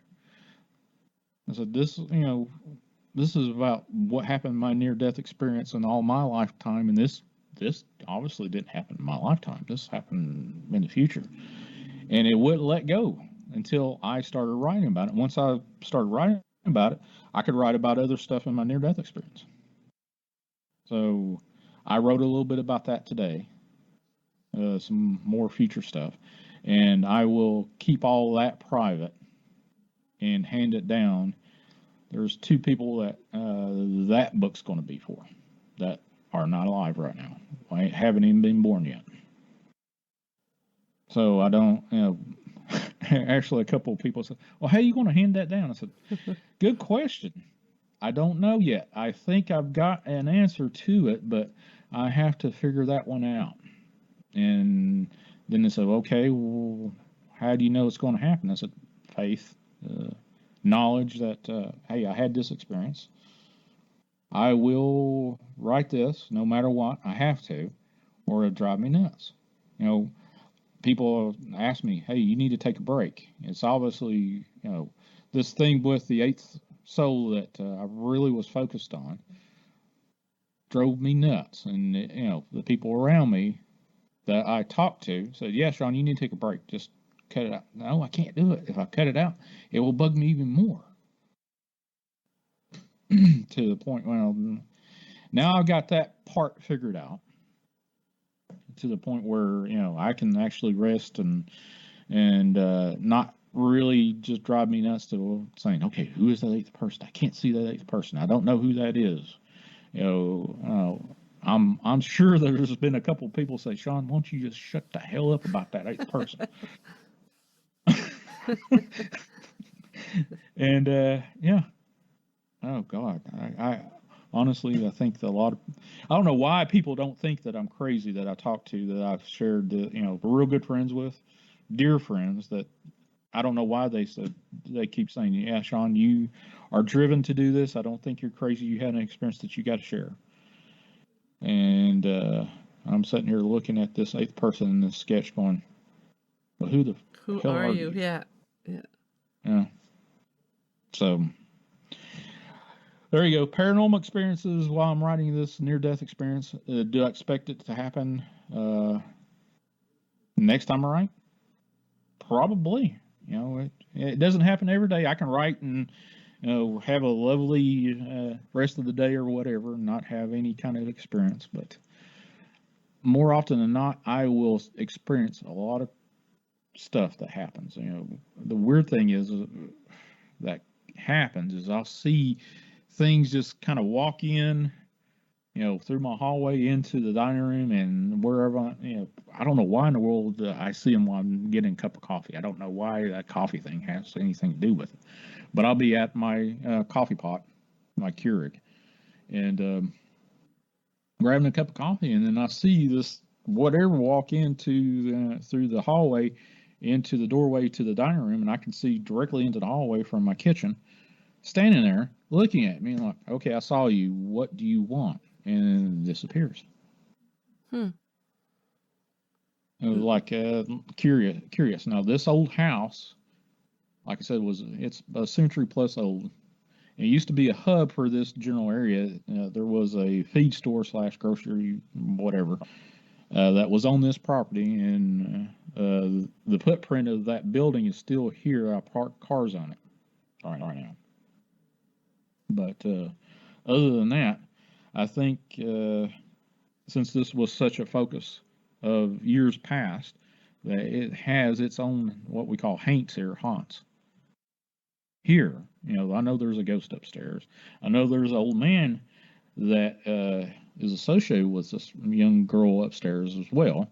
I've actually got that EVP, the best EVP I have heard anywhere ever. I've got in my possession. I just can't play it. I promised somebody that I won't play it in public anymore. Yeah.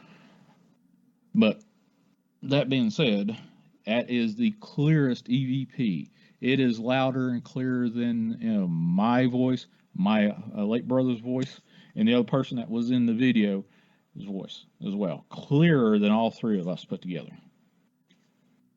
And I played it for people that know me, know this house, know the people I associate with. Nobody knows who it is. It is a male voice, and what it says, what I think it says, I wish you both would leave. Now, I live here by myself, have been living here by myself in this big old gigantic house. And these two people, my brother and the other person, were here temporarily. And so I think what it was like, I don't like you to leave. Huh. But after the podcast, I'll do I have that here? Yeah, I've got it on my thing. I'll play it for you so you can hear it. Yeah, I'd be interested to But hear I that. can't. But I definitely do not want it on anybody else's stuff. I'll just just for a private whatever. Okay. But this whole place is haunted for sure. Yeah, I know you've sent me little video clips and photos of some orbs that you've picked up.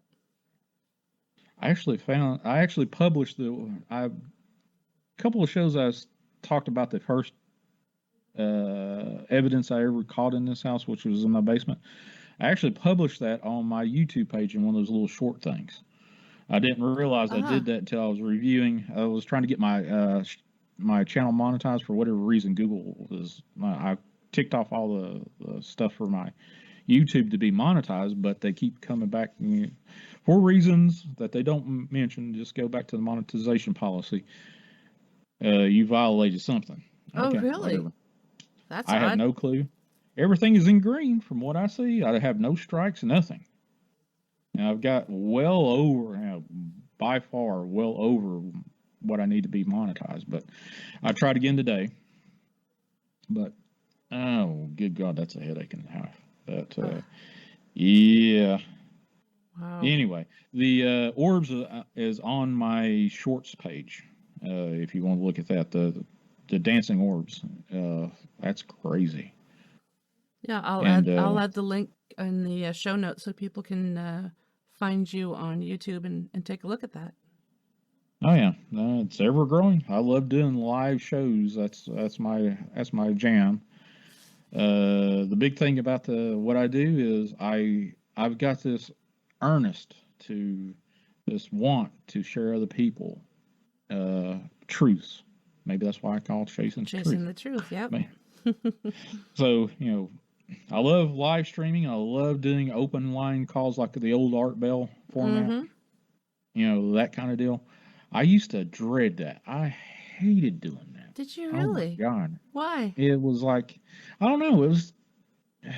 I don't know why. Now I was like, when I interview somebody and I'm not taking calls, it's like, oh my God, no, I'm interviewing somebody, Shawn. Cut it out.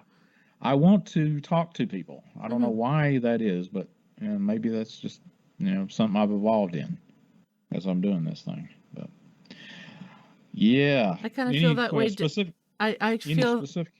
No, I was just going to say I feel that way doing live shows. I haven't done a live show yet. I've had some people say that I should.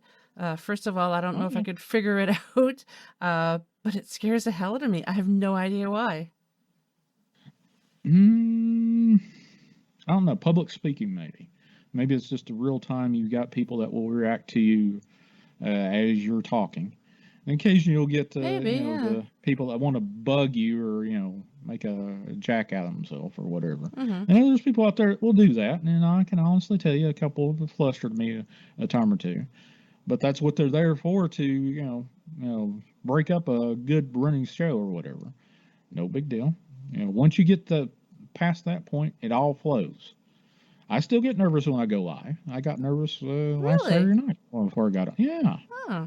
Like, okay, what am I going to do? I'm doing open lines yet again. Oh, okay. But people call in, and I know if there's dead air, I can feel it. Yep. By just yapping and interacting with the live audience that's in the chat room. Yeah, because there's always tons of people in the chat. Yeah, I don't know what attracts them to me to listen to this old Southern voice of mine. I like your Southern voice. Well, thank you. The thing of it is used to it was like you fall asleep to me, so I put you to sleep, and I was like, is that a diss toward me? And I was like, no, not really. If they're falling asleep to me, I'm calming them some way, somehow, even though my subject matter is paranormal and near-death experience and stuff. I don't know. I've grown into taking it as a compliment. Used to, I was kind of on the fence. Oh, okay. Shouldn't that be annoying to me? And then I thought, no, it's not annoying. It's just they're telling me the truth. I fall asleep listening to you on your live streams, your podcast, or whatever. And I appreciate that. I was never one to, like I said before, I was an introvert forced to be an extrovert in public. But I'm definitely introvert 99% of the time until I get a microphone in my face or whatever. When I was adulting as a manager, a sleep lab manager, and then a district manager for sleep labs, I had to go out and do public speaking all the time. And that drove me nuts until whatever snapped in me. The first public speaking I did was at a hospital called Hostin Valley Med Center in Kingsport, Tennessee. And I had to go in front of a group of rehab people and talk about sleep apnea. And I was just so nervous, and then all of a sudden it snapped in me. I mean, I had the dry throat and a whole gambit of the crazy heebie-jeebies, shaking and cramp. And then something snapped inside of me. I still had the dry throat, but all of a sudden I could start talking. So I don't know what it was. I've gotten in front of a whole auditorium full of people and said the same thing, but jumping in front of a microphone on a podcast on a live stream the first few times, I was a nervous wreck. I was like, okay, well, then I think 300 people in an auditorium that can see me, and if that kid in the front row on that day was trying to make me laugh, and you almost got me, but I think about that. And then it kind of goes away. The nervousness goes away. But, once you break that threshold, whatever it is that ticks off that, shuts that light off, that makes you nervous, you'll be fine. You'll be fine. I might do live at some point. I've been toying with the idea. I've had some people say they'd like to have a live show. So oh yeah.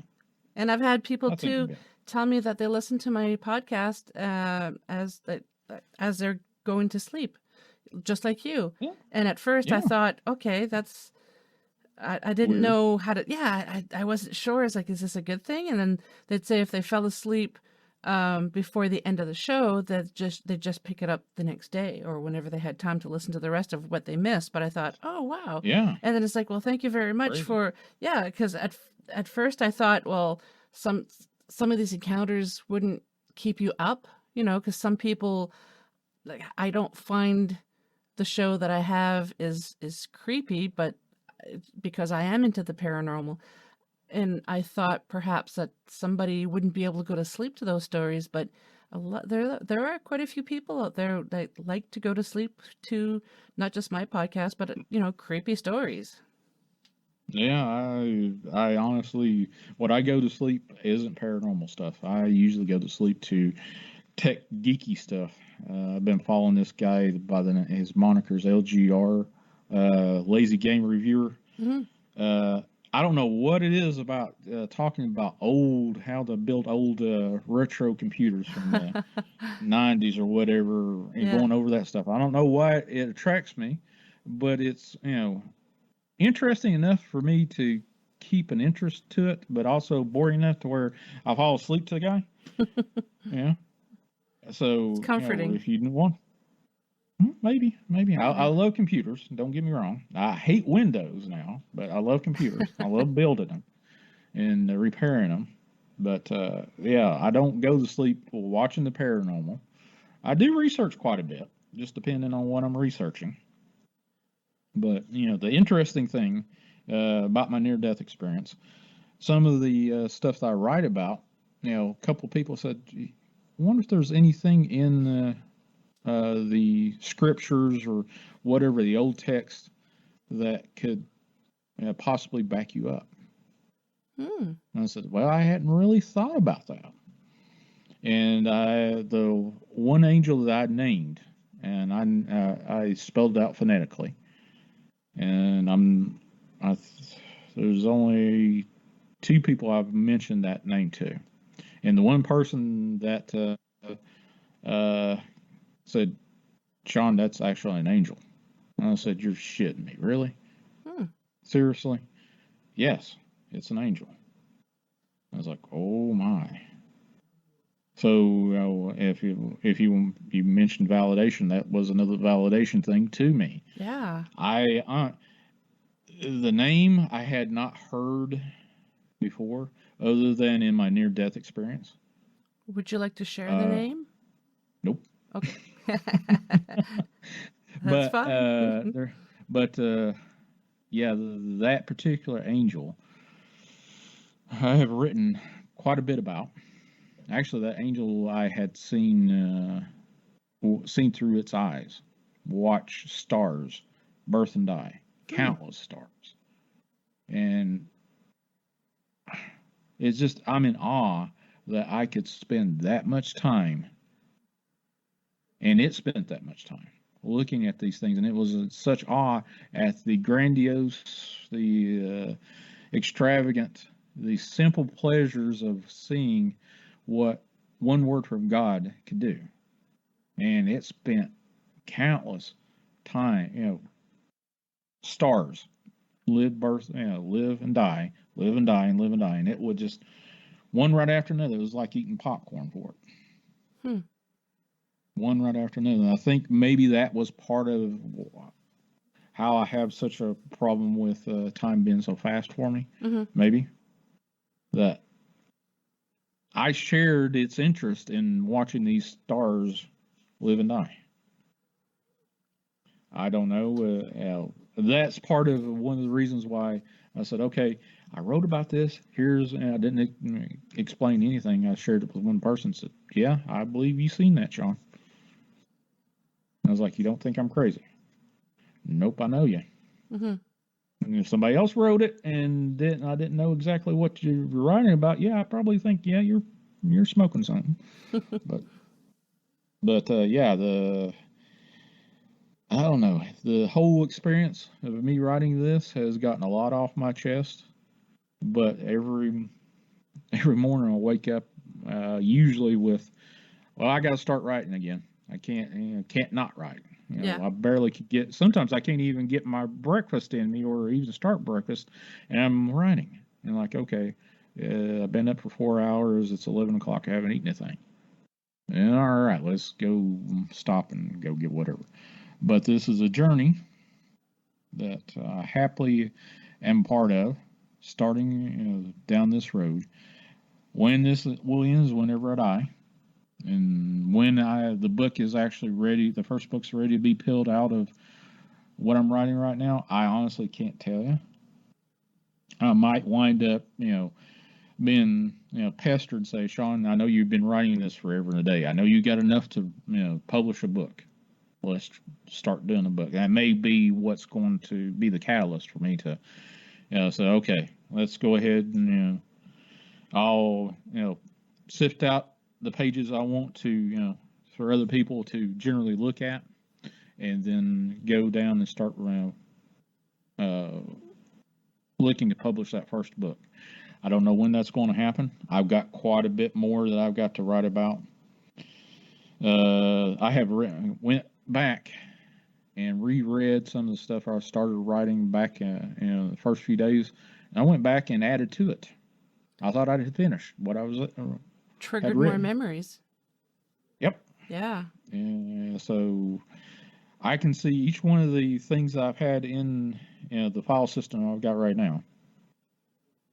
I can pick up one and start reading. It's like, yeah, but I forgot to write this down, and start writing it. And then, I don't know when as I have written blogged about, I don't know if I've got enough. Honestly, I don't think I've got enough heartbeats in my life to write all this stuff.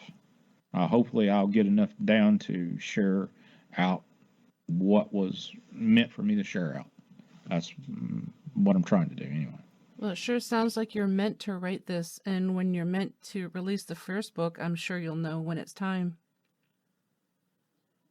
Yeah, I think one or two people are going to bug me enough to where, okay, Shawn, you got to start at least publishing it. It may be Tina Bice, it may be Dark Waters, or maybe a couple other people that haven't bugged me yet too much. But sooner or later, yeah, I'll have to, peel some of the writing off from what I'm writing now. There's a couple. I could probably put one book together right now. It may not be what you think should be there, but hopefully the first book will be enough to where it makes sense.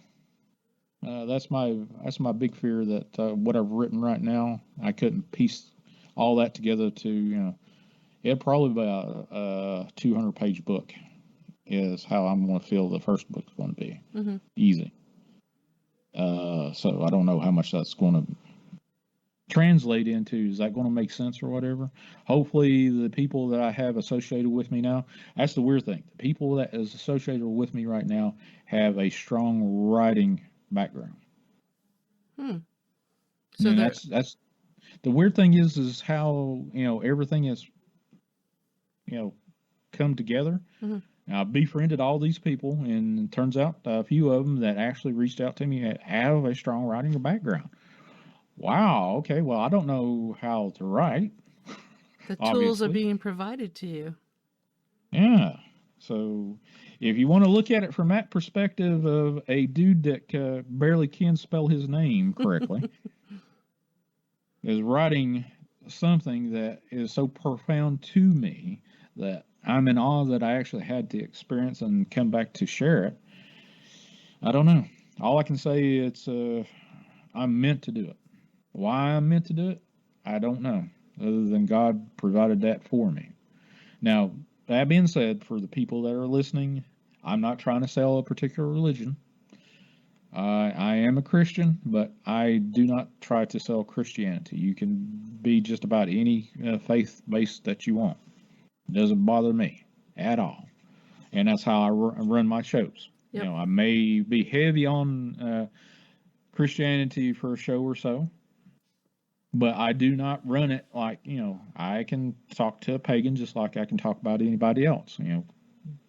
Not a big deal to me. We're all here together. You're meant to be here, whatever faith that you have. If you don't have a faith, great. If you don't believe in God, great. No big deal to me. We're all here for it, for the same reason. We were put here to live, to do something. So I'm not trying to sell anything in my book. It may be heavily skewed toward the belief in demons and angels and whatnot, but that's what was in my near-death experience. Mm-hmm. You're So just writing what you experienced.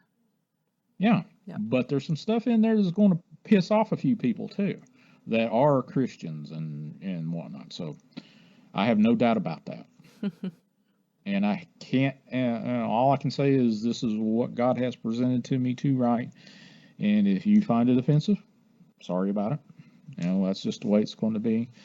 But by and large, I think a lot of people will enjoy it that have, bugged me and say, hey, when are you going to put this out? Keep up the good work and giving all those positive comments and prayers and stuff like that. Mm-hmm. I absolutely can't thank each and every one of those folks enough. It helps me along to think, well, okay, at least I know a few people that won't read this thing, maybe. I'm one of them. I want to read it. But like I said, I'm just writing for two people. Mm-hmm. So I'm sure once you start reading into that, I'm actually writing from a perspective of I'm talking directly to these two people. So maybe you can imagine yourself as one of those two people. I don't know. But that's how I'm writing this. And I've actually, there's probably maybe 2 or 3 dozen pages in that I specifically wrote personal notes to them. I know their names. I know where they are. If I wanted to pick up a phone and say, hey, this is Shawn, they'll probably say, who the hell are you? But I know that I will have a relationship with these two people in the future.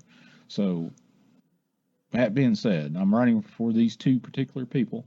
And if people, pull this book up and have no clue why I'm and what format or what genre or who style I'm writing in, they'll pick up, hey, I'm writing to two people, or at least one person. So maybe they'll feel like, hey, I'm talking directly to you as you're reading. I don't know. Maybe, possibly, but who knows? Maybe Well, that's way it looks like to me that I feel needs to be written like that. How it made sense to me to write to these two people instead of writing in general. So I don't know. That being said, I think I pretty rambled on about everything and anything and nothing at the same time. So there you go. it's been a couple hours, so I think we'll call it here. But before we go, could you tell the listeners where they can find you? All right. First off, I am darkwaters.com. Actually, there is. Hold on just a second. DW sent me a link. He didn't say for me to share it yet, but why not? Who the hell knows? It's best to ask for forgiveness after you've Then done permission, something. yeah. Yeah. Hold on just a second. What was it?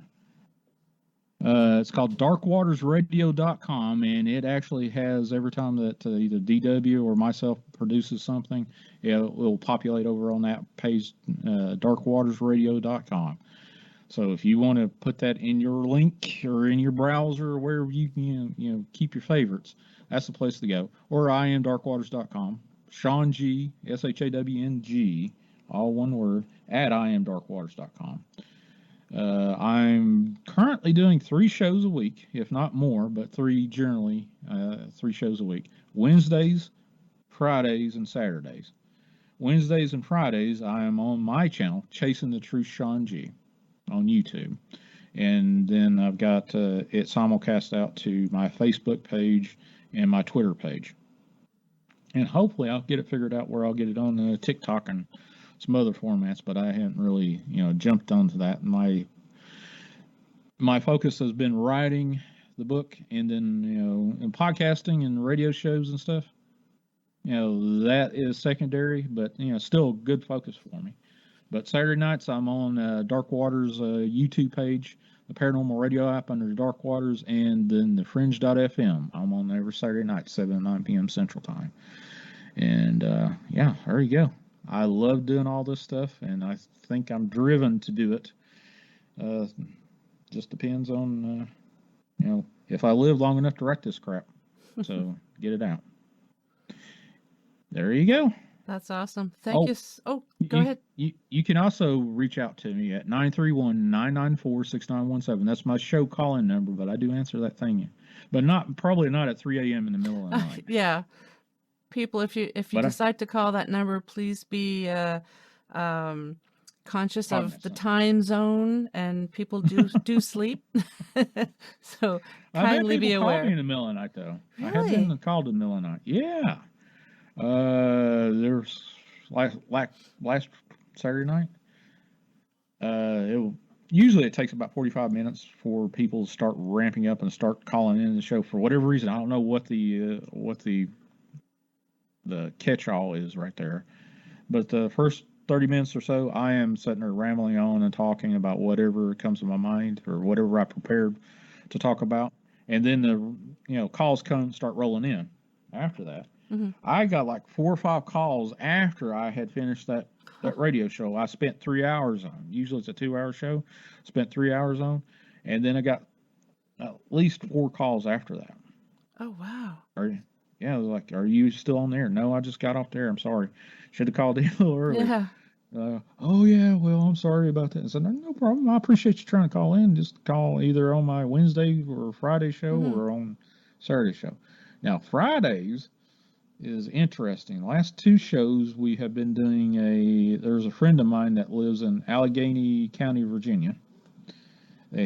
One of his buddies has been missing now for 6 weeks. Oh, geez. And I have been using some psychic friends of mine, and we've been trying to get clues to the people that are going out and searching for this. Now, there's obviously an investigation going on with the police and stuff for how, why, and if he's actually, not just say, I give up, I'm going to just get out of this area or whatever. They're doing that investigation, but, from the circumstances I have been led to believe, this guy, if he hadn't heard from him in 2 days, something was wrong with him. because he was a new grandfather and he was doting over his new grandchild and stuff like that. So yeah, I've talked to his significant other. I've talked to his daughter and a couple other people directly. Hopefully that maybe by the grace of God we'll find wherever he may be. I don't know. I really hope he's found safe and sound. From the feelings I'm getting, I think that it's a foregone conclusion that he's no longer with us alive. But that being said, I hope that we're all chasing a pipe dream and he's alive somewhere. Don't get me wrong. I'm not trying to say that I hope he's not. By and large, prove me wrong and he's alive. Great, fantastic. I'll bite that apple when that happens. But it's amazing that if you get that focus of the community that I've put together, grown with, come together, and it's been 2 fabulous shows, fantastic, and people come together and say, hey, we need to do this, and I've gotten in touch with some very talented, very gifted psychics.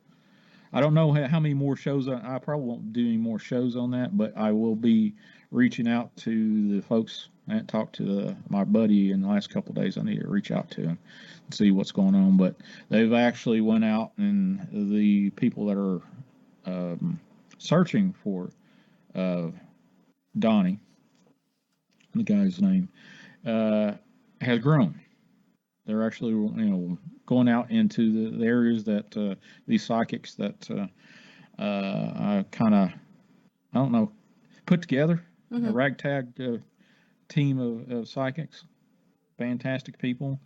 I love the energy of it. Hopefully it will lead to something, and by and large, if he's, Donnie's alive out there, I hope that we find him alive, but, the foregone conclusion that the family thinks that he may have already been passed for a while. But I don't know. Hopefully, like I said, maybe they'll find him safe and sound, but 6 weeks down the road, and we're working on the 7th. That, I don't know. Yeah. Should have been back already. It's been a while, so yeah. Yeah. We're not focused on how or why he's missing. He's just missing. We're trying to find where he may be laying right now. So I don't know.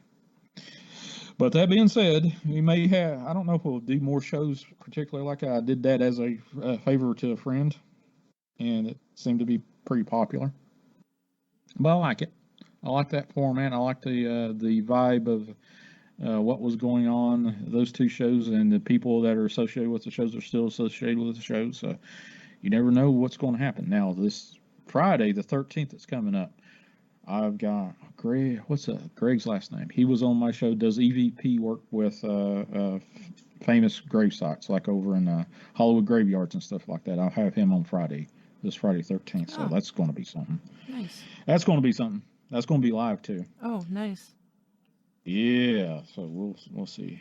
I forgot what Greg's last name. Greg, if you listen to this podcast, I apologize. I don't have your name in front of me other than Greg. It's not Newkirk by any chance. No, not no. Newkirk. Okay, I didn't think so, but for that his name popped into my head. Let's see, Greg. Let me see if I can pop him up in my. See if I can pop Greg in my laptop here real quick. Nope, it's not. You stupid Apple product, you. But it just didn't do it. You would be Johnny on the spot, but you let me down, Apple. That's all I have to say. Yeah, but Wednesdays, Fridays, and Saturdays, and sometimes I'll get a wild hair and do a live stream. If I'm not doing anything and I just got to talk, I'll jump on the live stream. But here lately, since I started writing my book, my energy pretty well gets focused back into the book writing. So. And what time are the shows? Let's see. The shows on Wednesdays are at 8 p.m. Central Time. The Friday shows are now 9 p.m. Central because Danielle Borzan lives in Mountain Time, and where she works to at a clinic, her own clinic, to do nursing work and then healing and spiritual healing and stuff like that. She doesn't get off until she has to run home. We had it at 8 Central, but now 9 p.m. or 9 p.m. Central time. Giving her a little extra time. Yeah. But she's moving to British Columbia here in the next little bit. So that's what she was telling me. Yeah. So that time change may change, but I personally I'm not dead set on any particular time. Anytime those ladies would like to go live, fine by me. Just tell me when, and then I'll make it happen. Saturday nights at 7 to 9 p.m. Central over on the Dark Waters channel on YouTube. And that usually generally goes over unless I just, have something else to do after the show, or I don't feel good for whatever reason. I'll cut it at 2 hours. But generally, I've done up to almost 5-hour shows. Holy Hannah! And I will generally say no. I'm not going to do another 5-hour show, because the 2 5-hour shows that I've done, it was like somebody just took a baseball bat to me. I love doing them. Don't get me wrong. It was like it just drained every living fiber out of me. Yeah. But I love doing them. And the only reason I did it was like I had those open lines. And I said, okay, if you don't want me to get off air, call in. And 5 hours later, I'm still doing it. Oh, wow. I probably could have done that Saturday night if I just said, okay. But I was like, no, I'm going to get off. 3 hours seemed like that was a good cutting off point. Yeah. So it's fun to do it. It's fun to talk about all this paranormal, supernatural stuff. And I'm just blessed that people like to call in and talk to me and tell their stories. That's great. And there you go. Well, thank you so much, Shawn, for being here and talking about your near-death experience and your book. I really appreciate it. Oh, well, Kat, I appreciate you inviting me back again. I don't know why in the world I attracted you a second time, but I appreciate the honor of being on this podcast of yours, Paranormal Heart. You're very welcome. And folks, like I mentioned earlier, I will be putting the links in the show notes so you can find Shawn easier. So thanks again, and you take care. You take care. Thanks.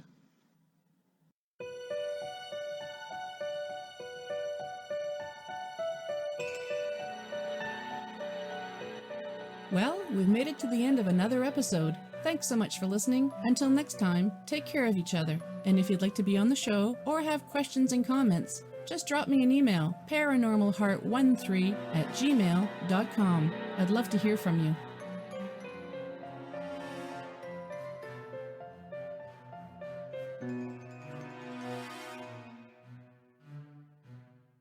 Paranormal Heart would like to extend a special thank you to PurplePlanet.com for supplying the music for the show. The views and opinions expressed on Paranormal Heart are those of the host and participants.